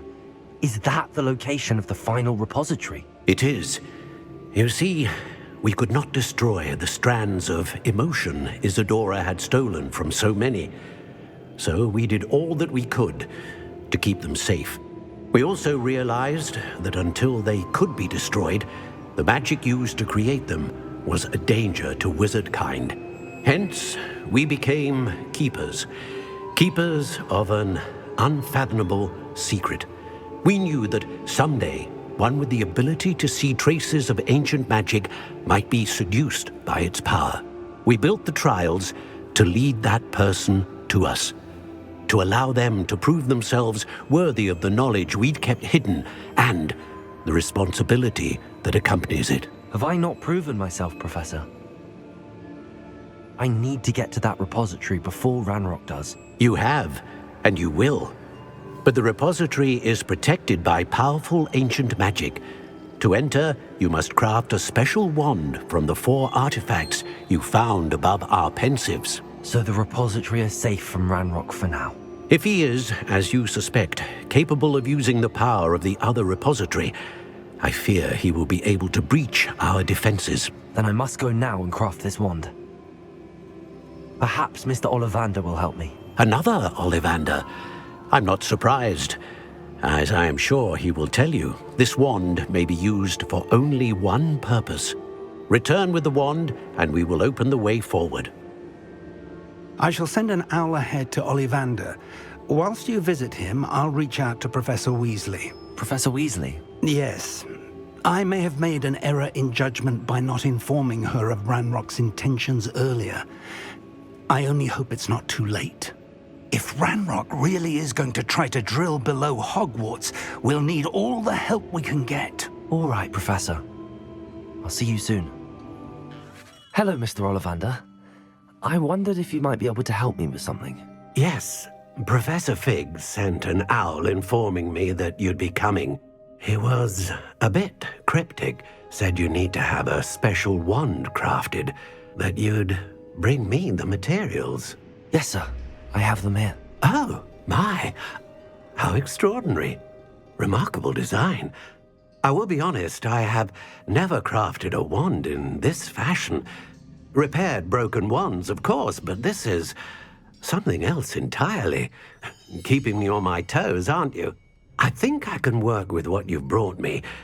Let me see what I can do.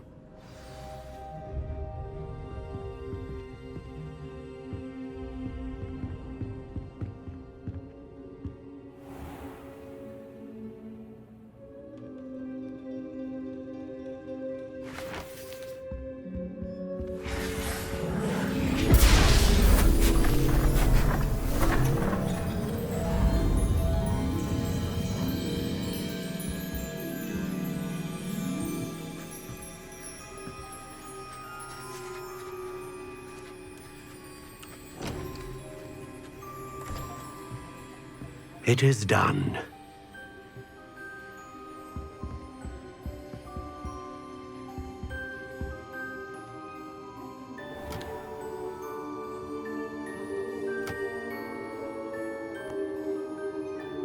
I should warn you, I've never seen a wand like this before. My suspicion, as Professor Fig implied in his letter, is that it serves a unique purpose. I doubt you shall find much use for it otherwise. I understand. Thank you, sir.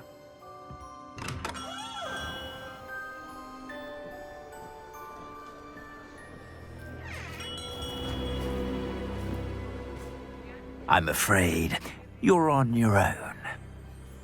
I've ensured that we have a moment to ourselves. Oh, come, come. No need for such theatrics. In light of what Ranrock now knows, you must agree that our interests are aligned. Our interests will never be aligned. You would let goblins take what is rightfully ours? The final repository belongs to wizard kind. We would be fools not to work together.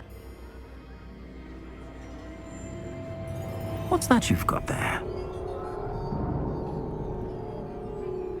Might this sudden visit to the Wand Maker have something to do with our mutual pursuit? I have no idea what you're talking about. That repository is my birthright! Charles Rookwood wouldn't have wanted you near it. The arrogance. Should have known better than to try and reason with a child.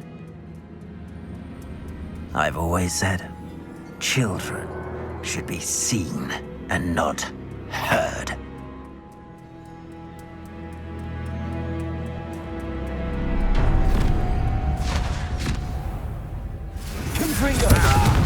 Bombard!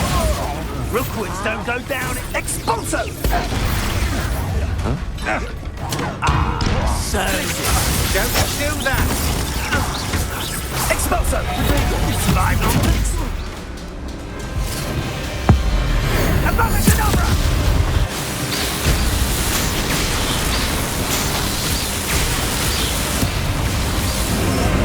Well done for a child. Try not to make this easy for me. You'll need to be quicker. Taking the clouds, this one. Stupid one. Brinko! Not my best. Bombarda. Stupid one.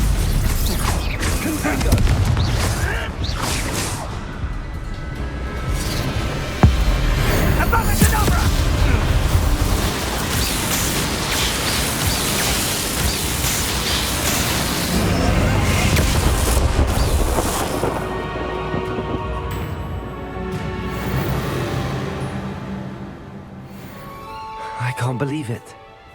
Rookwood's reign is finally over. I'll need to send an owl to Natty right away. Are you ready to finish Harlow? I'm ready to finish Harlow once and for all. What is your plan? I received an owl from Mrs. Bickle. She wondered if we were having any luck going after Harlow.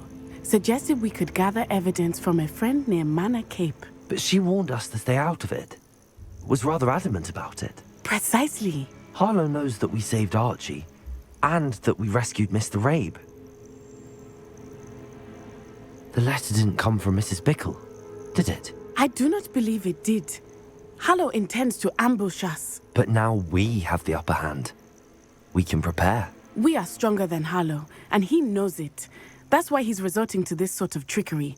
We must go. Harlow's reign ends today. Perhaps we ought to inform Officer Singer of our plans. I already sent her an owl to let her know that we were following a lead given to us by Mrs. Bickle. Are you concerned she might tell your mother? Indeed she will, but so be it. I am tired of hiding it from her. My mother needs to understand that I will not be safe from the Ashwinders until everyone is. I shall pursue them until they are finished, and I think she knows that. As do you. That I do. Keep an eye out. Harlow is likely around here somewhere. I sense he is close. Where is he? I do not know. We should look around.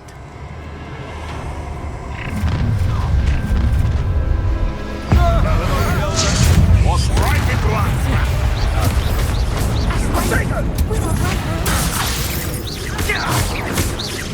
You will get what is coming.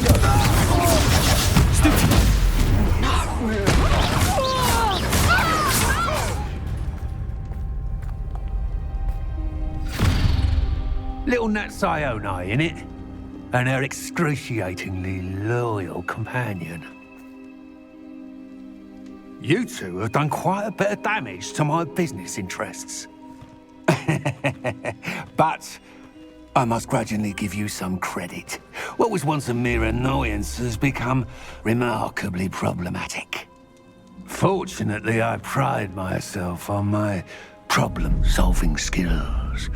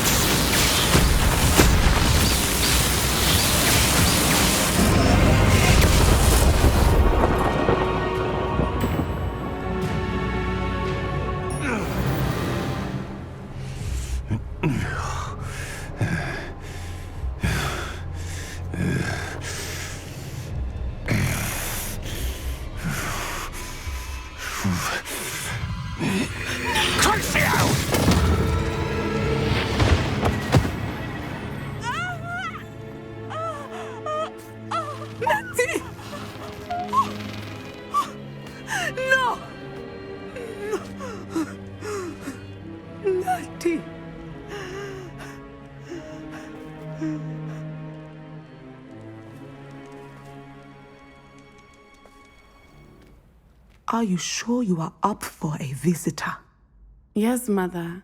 I feel fine, and it will do me good to see my friend. Very well. But do not overdo it, Natsai. I know, Mother.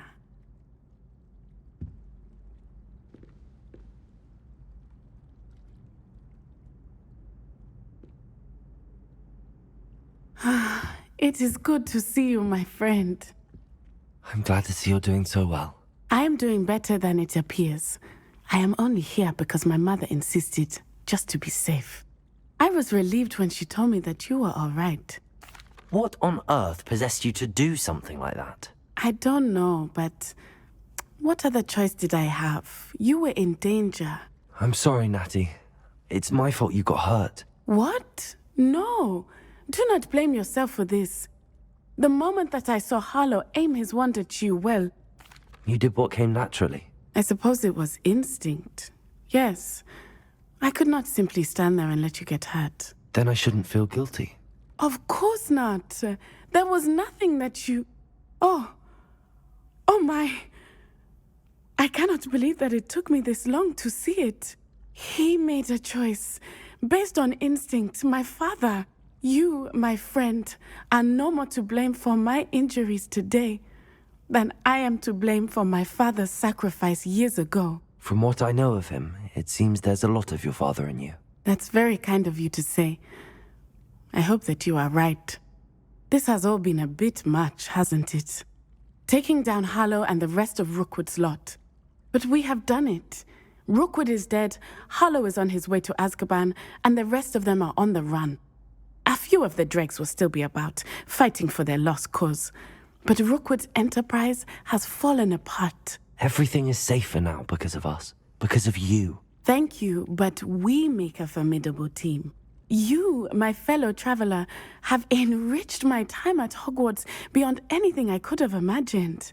Thank you. I believe your friendship to be one of the most important in my life.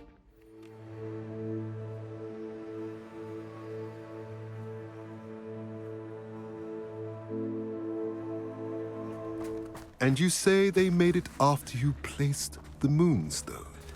Do you know why or what it means? Does it have to do with the Snidgets? The breadth of one's knowledge can be as wide as the seas, and yet only run so deep. It's good to see you again, Doran. Did Poppy tell you about everything that's happened? She did, and I am glad to see that you are both safely returned. I did question the wisdom of sending you on a path at a time when that path was unknown at best, deadly at worst. But the acumen of the centaurs is neither personal nor partial. The skies tell us what is to come, and often we do not know what we have seen until it has come to pass. You knew the poachers would try and kill Poppy and me. I did not know, my young friend, but I shall say that I was not surprised. It was in much the same manner that I expected our first meeting. I don't suppose you'd like to start from the beginning. I think Poppy and I could use that. Of course. I find it is often the best place to start, is it not? Many, many moons ago, I divined a series of events. Their meaning long evaded me, until you brought news of the Snidgets and their poacher pursuers. I believe the symbol created by the Mooncalves dance marks the place the Snidgets are hidden. And serendipitously, I believe that I know the very place. Please, go on. I have seen that symbol only once, on a rock face in the cliffs of the forest. You should make haste there. The Snidgets that have been kept there for so many years may no longer be safe. If you're right about this place, then we should make our way there. I shall see you there. Look at this place. Little puppy squeaking. Forgot how to cover your track. What was that? Not Doran, that's for certain. Confringo! You made a mistake.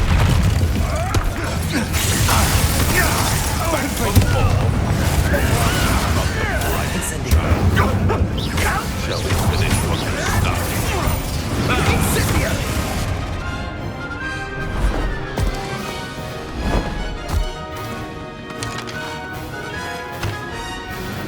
Ready your one. The fight.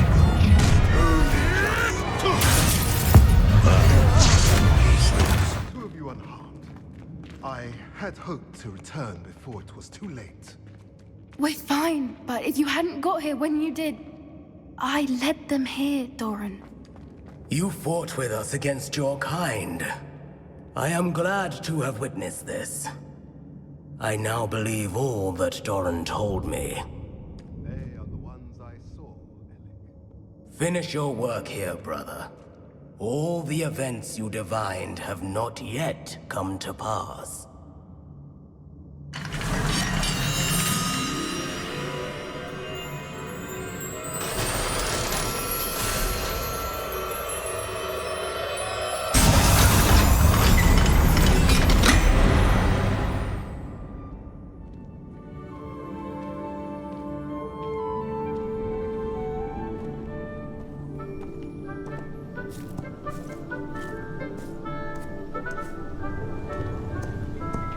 There they are.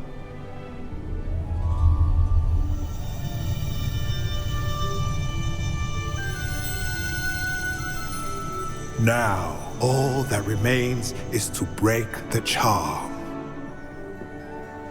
You want us to...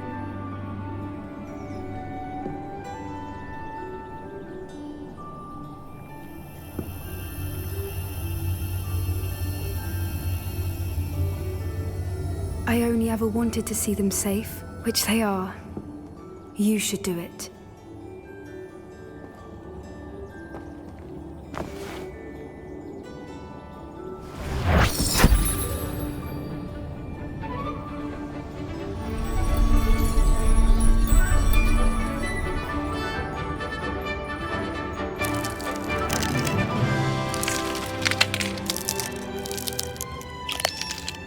Merlin, they're lovely. But what happens now? They can't care for themselves, and surely once word gets out of their reappearance... No harm will come to them. The centaurs will see to that. You have my word. Thank you, Doran, for helping us to find them and to fight for them. It is you who deserves the merit, child. You did what the poachers would never have. Remember that.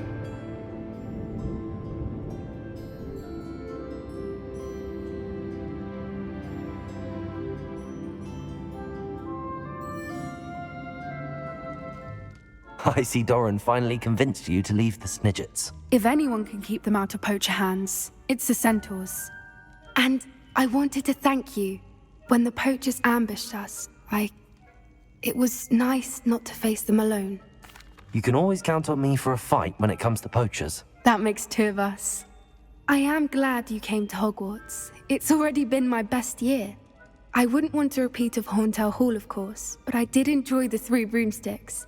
Had no idea how lovely it was there. Had you never been to the Three Broomsticks? I used to spend most of my time with Highwing, and well, I don't know how Serona feels about hippogriffs popping in for a butterbeer. Highwing's the only one I would have gone with. Or Gran, of course. Nothing wrong with that. Highwing's good company. She is. Although I am beginning to see the appeal of human friends. It was nice to talk about my parents and Gran with someone. And share Highwing. Does your Gran know that we found the Snidgets? I couldn't hold it in any longer. I told her everything. She was livid that I'd been anywhere near the poachers. But she confessed that she was rather envious about the Snidgets. It has all been a pleasure, Poppy. Do try and stay out of trouble. Don't know that I can. We've taken on poachers twice now, successfully. I rather think you've helped me develop a taste for it. And with centaurs as allies, I might actually go looking for trouble.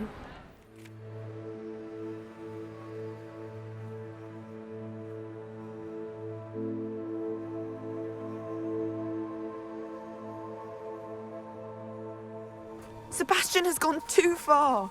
You saw what lies in the catacomb. I cannot stay here. Wait, Anne, please. Ominous. He was willing to put the whole hamlet and himself in danger on the chance that some old relic could help to heal me.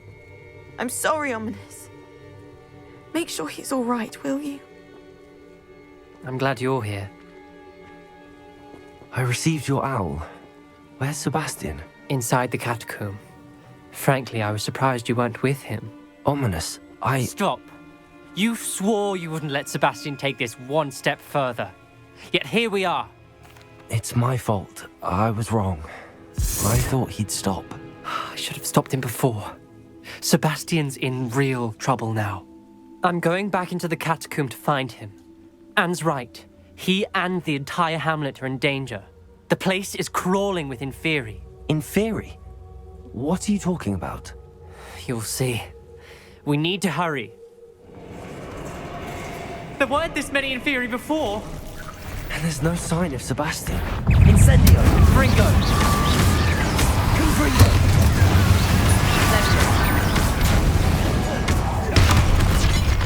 Incendio! Bombarda!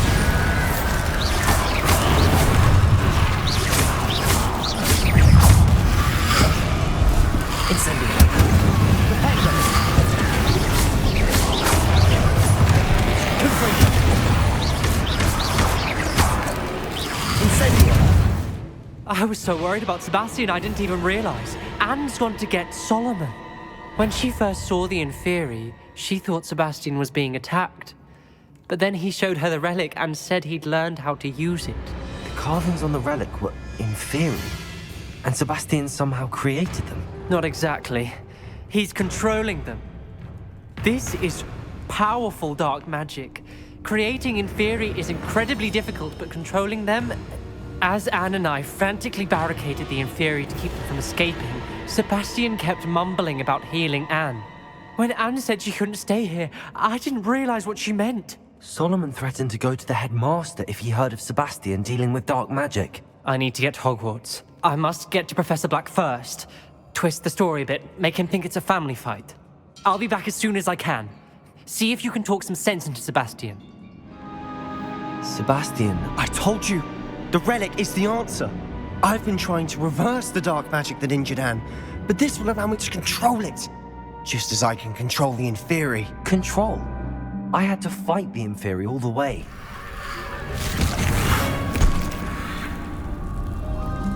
What have the two of you done? Accio relic!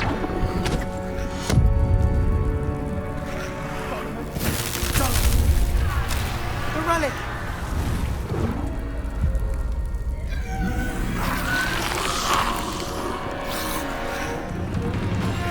You'll pay for this!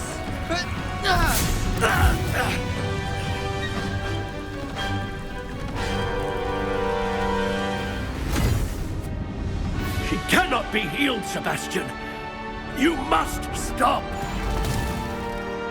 I won't let her suffer. Avada Kedavra!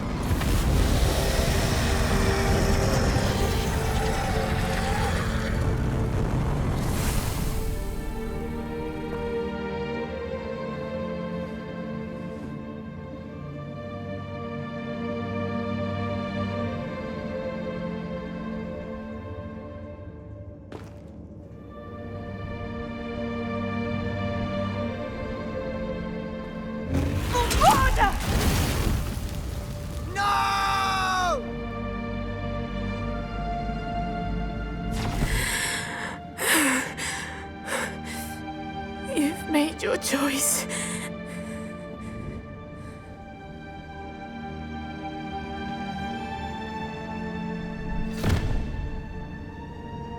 Oh, Anne. What have you done?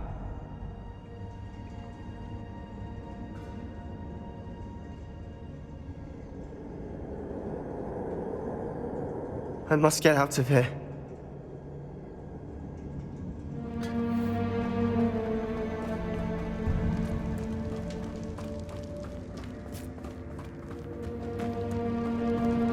Sebastian, wait! Why wouldn't you stop? I was calling after you. Anne won't survive this. She's withering away, inside and out. Solomon's never been there for us. Not really. He gave up on Anne. I'll never give up on her. You saw him, didn't you? He was going to ruin her life. He attacked us. I had to use the killing curse. You know I did. If I hadn't known how to cast it... You went too far, Sebastian. I can't think right now. I need to leave. I can't stay here. I need to find Ominous. Sebastian. Please, I'm not myself right now. Let's meet later, at the Undercroft, all right?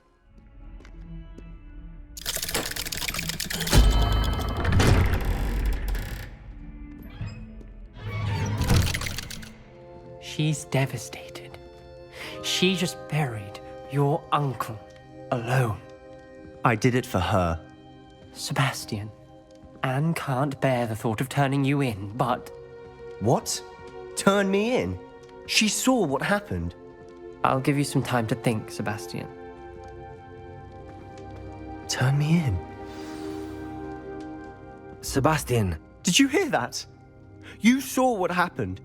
I never wanted to hurt my uncle. I know. I can't believe he's gone. How did things go so wrong?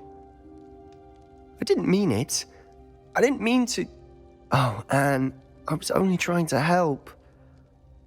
I can't leave now. Anne needs me more than ever. You understand. You can talk to Ominous. Make him understand. He listens to you. I need to be with Anne. I don't know what to do, Sebastian. You don't know. You do know. Anne has no one. I regret everything I did. I know what I did was wrong. I only hope she can forgive me. That everyone can forgive me. Ominous? What a mess. I can't believe it. After I last saw you, I went straight to Hogwarts. Before I had time to talk to Black, I heard from Anne. I rushed to Feldcroft and found her with Solomon's body. She was beside herself with grief. Part of her wants Sebastian to face the consequences, another part can't bear the thought of it. I don't want to lose Sebastian, but I don't think we have a choice. We do have a choice. What good will it do to turn him in now? He clearly regrets everything.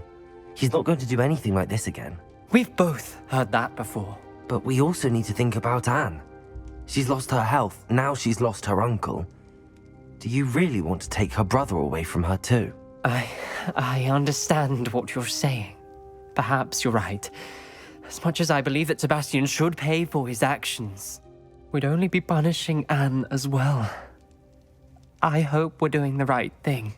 I'll talk to Anne. If it comes from me, she'll agree with this decision. Thank you, Ominous. You're a good friend. Victor Rookwood is dead. He confronted me as I left Ollivanders with the Keeper's wand. I had to defend myself. Godric's heart. Are you all right? I know you're well able to defend yourself. I've seen it often enough. But Rookwood himself... He destroyed so many lives and he wouldn't have stopped. I'm glad I was able to put an end to him. You're right. He wouldn't have stopped. You did what you had to do. With Harlow in custody and Rookwood gone, the wizarding community owes you a great debt. Thank you for saying so, Professor. I'm ready for what's next. All right, then. The Keepers have been waiting.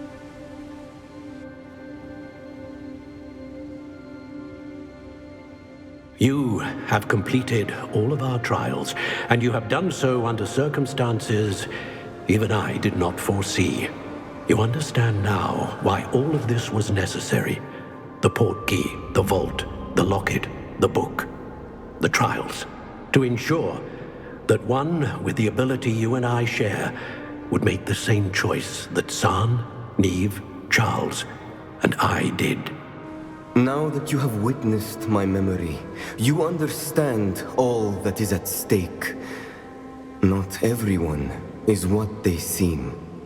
As you know, light does not exist without shadow, nor shadow without light. Simply because you can eliminate darkness does not always mean that you should. Even the most well-meaning and competent amongst us cannot possibly know the consequences of manipulating what should be beyond our reach. What lies in the repository must never be released. Resist the temptation to destroy or control it.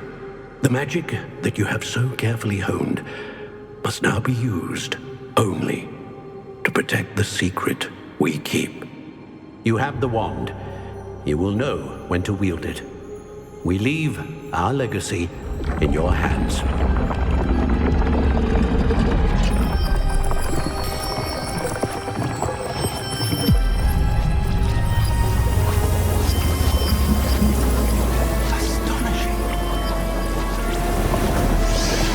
That must be the way to the repository.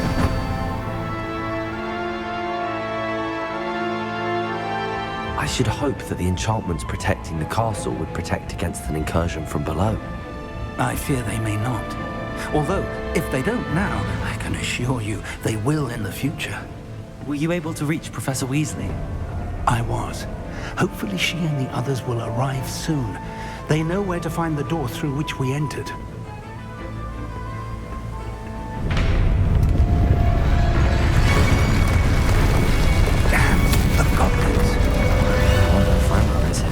Let's go.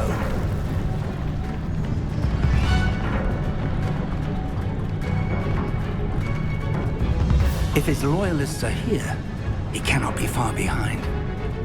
You and I have faced worse, Professor.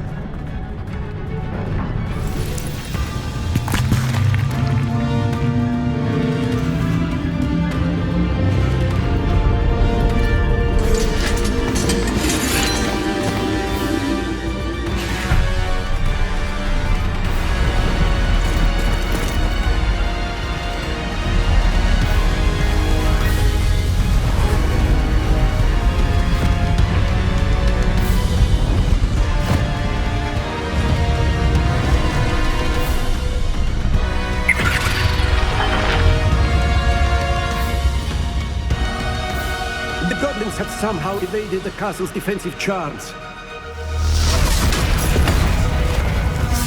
Steer them this way! We shall make quick work of them!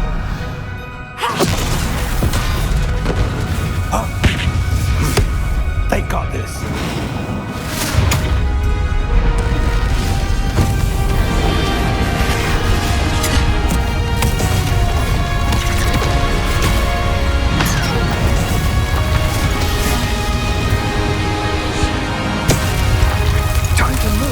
We're in the thick of it now.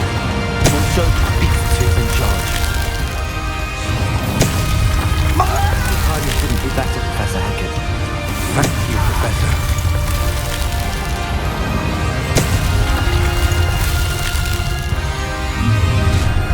How nice of you to stop by. Such arrogance.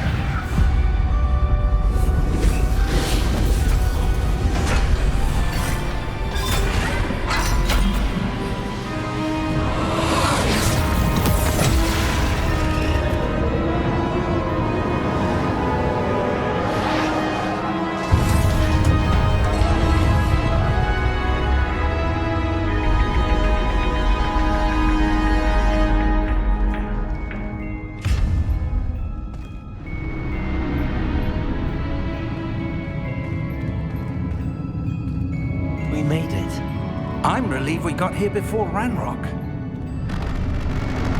I can't believe this is it. The repository has been under the castle for hundreds of years. Think of all the pain that created it. This is what Miriam, George, your friend Lodgok, and countless others died for. Miriam believed this forgotten magic could be used for such good, but she did not know the risks. She did not see what the Keepers have shown you, what Isadora showed you. You are now the Keeper of whatever power it holds. What do you intend to do with it? I plan to leave the repository as it is. I'm pleased to hear that.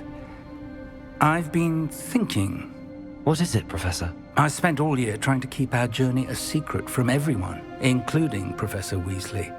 But now I wonder if I should have shared it with her, and the others, sooner. Trusted them more. The Keepers wanted this secret to be locked away forever. How long will you keep it? I plan to keep it secret for now. But in time, when I am ready, I plan to tell those I trust everything and accept their help. I believe that is what Miriam would have wanted. We should trust in others. If anyone can rise to this challenge, my friend, it is you.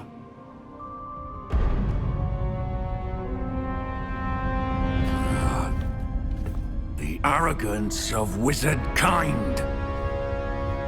Goblins built this repository. It belongs to us. Enough, Ranrock. It was never yours. I've been wanting to play with this. Miriam's wand. If she'd simply handed over the container, all of this could have been avoided.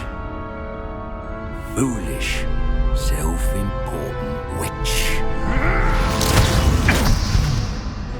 Seems you were two of a kind. She didn't know when to give up either.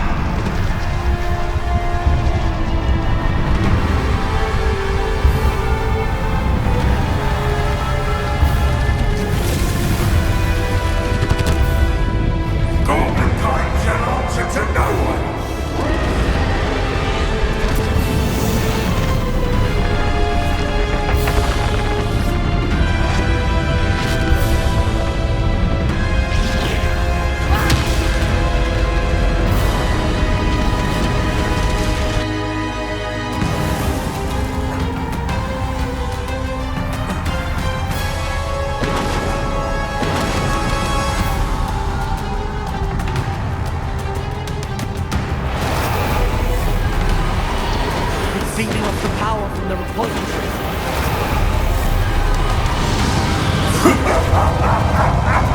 Your beautiful magic is no match for mine, child! No effect on the dragon.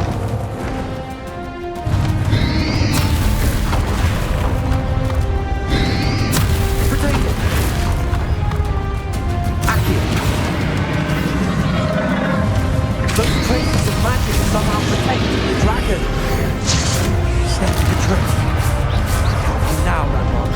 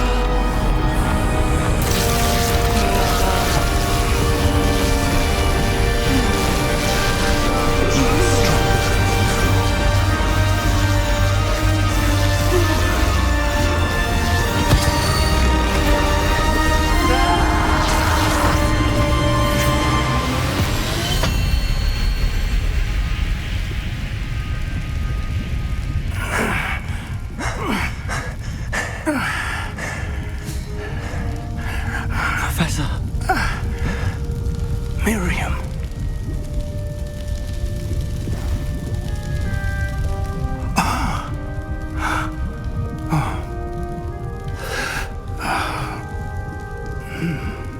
Miriam would have loved you, my young friend.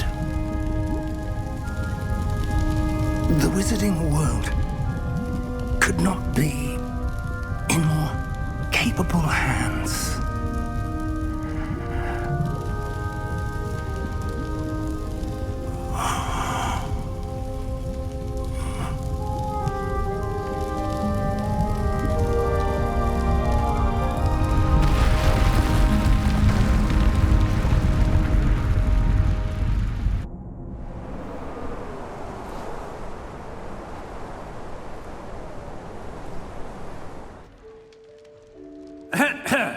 Professor Eleazar Fig. I dare say he was a beloved professor to many of you, certainly a long-standing colleague to his peers.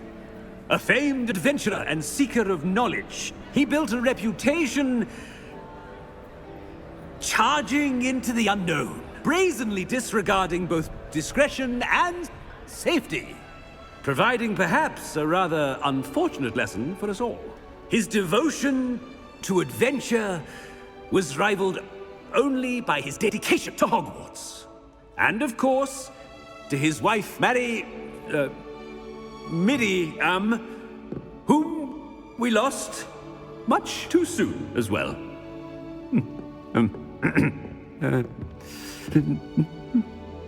Yeah.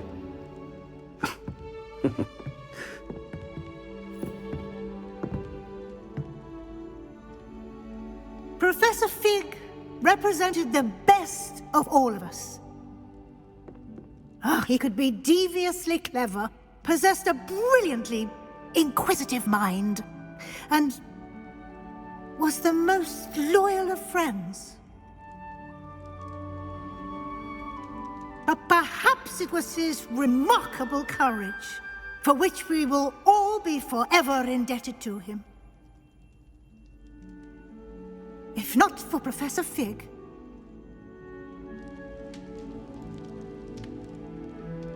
well, I can say with confidence that if not for him, many of us, let alone Hogwarts, would not be here today. Those that knew him best will agree that we must now honor him as only Hogwarts can, by wisely, resourcefully, justly and bravely facing all that lies ahead. To Professor Fig!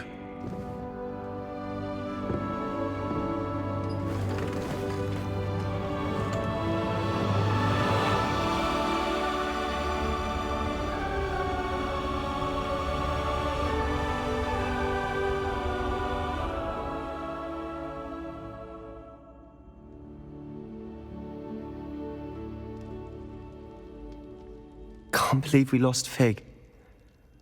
I didn't know him as well as you did, but I know he was a good man. Glad Weasley spoke for him. She honored him well. Fig will be well remembered. I wish the same could have been done for my uncle. I wonder if there's a chance Anne would meet me. Sebastian, I can't imagine what you and Anne are going through. Perhaps you'll hear from her soon. I hope so.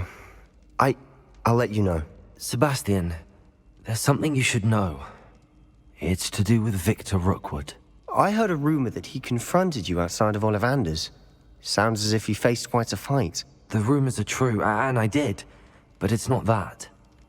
Just before Rookwood attacked, he uttered something familiar. The same words Anne heard before she was cursed. Children should be seen and not heard. Wait, what are you saying? It wasn't one of Ranrock's loyalists who cursed Anne. It was Rookwood. It was Rookwood all along. This can't be. It was the loyalists. It's always been them. The night Anne was cursed, all she saw were goblins. Once Rookwood allied with Ranrock, Isadora's estate became of interest to them both. That's why Rookwood was there the night Anne was cursed. He was working with Ranrock. When he saw your sister, well, he didn't want anyone to know. So he cursed her. And she's never been the same. So cruel. Rookwood deserved what he got. Thank you for telling me. It wasn't a goblin. I suppose I owe you an apology. All this time I thought goblins were the enemy. But it was never that simple. Ominous said he's spoken with Anne. I wonder if she'll see me. I'll find out and send word when I know more.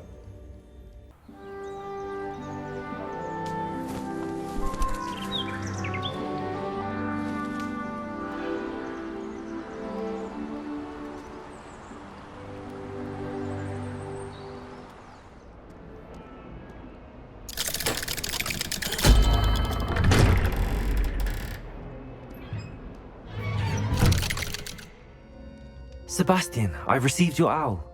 What's happened? Ominous spoke with Anne about what happened with my Uncle Solomon. She believes I should pay for what I did, but she won't turn me in. She said the guilt I'll have to live with is punishment enough. I'm so sorry. But I'm glad you know that you can at least try to move on now. The thing is, I think I've lost my sister, my twin, forever. She refuses to even see me. I can't blame her. I couldn't really blame any of you if you gave up on me entirely. You all believed in me, and I let you all down. Anne may just need some time. Surely one day she'll be able to forgive you. I hope you're right. I realize I can't undo what's been done, but I can try every day to make up for it. I owe you and Ominous everything for standing by me. Well, it wasn't easy, but I believe in you, Sebastian. I've had a sense about you since that first day in Defense Against the Dark Arts. Seems so long ago. Thank you. I have no idea what's to come, but I'm grateful for your friendship. Professor Weasley, you wanted to see me? I did. We haven't had a chance to speak since I know you were quite close with Professor Fig. Hogwarts won't be the same without him. No, it won't. But I can assure you that he would want us to press on, and that he would rest easy knowing that the future of the wizarding world is in hands like yours. Thank you, Professor. You've had quite a year, both inside and outside of Hogwarts. I've heard all sorts of rumors. You've ridden a graphorn, befriended a goblin, rescued hippogriffs, even took it upon yourself to help Professor Black's house elf. How did you... It's harder to keep secrets around here than one might suspect. I'm just glad you found such a good friend in Miss Sweeting. It's nice to see her engaging more with her classmates. There have evidently been Snidget sightings in the area lately. If the centaurs are to be believed, 2 Hogwarts students are behind it. I'm certain I don't know what... No need to discuss it further. What I would like to discuss is your wizard's field guide. May I see it? Of course.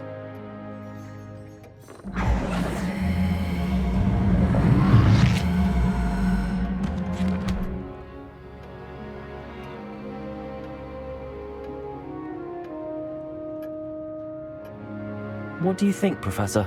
I think you've been busy this year. I see some progress here, but quite a bit of your field guide has yet to be completed. Fortunately, you do have some time to prepare for your OWLs. I will confess, I had a sense about you from that first moment you came bursting in, late, to the sorting ceremony. I am pleased to see that my instincts were correct. To think you've only been with us a year and you'll already be taking your OWLs, well, it's nothing short of astonishing. Thank you, Professor, for everything. You are most welcome. I look forward to seeing what you do during the rest of your time with us.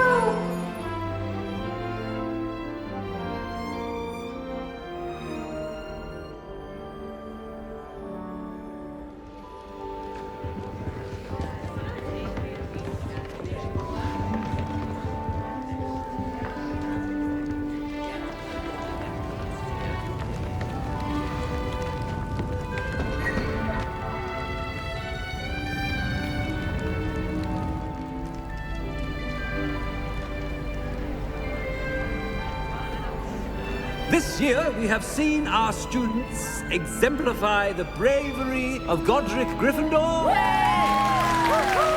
Allow me to finish. The loyalty of Helga Hufflepuff. The wisdom of Rowena Ravenclaw. And the ambition of Salazar Slytherin. And so, the winner of this year's House Cup... Excuse me, Headmaster, if I may. One particular student's heroism during the attack on Hogwarts, not to mention the level to which they have excelled in their coursework, as a new student, no less. Well, it would seem that it certainly merits, I'd say, 100 points to their house. Wouldn't you agree? Ah, yes. Thank you, Professor Weasley. I suppose we have our winner.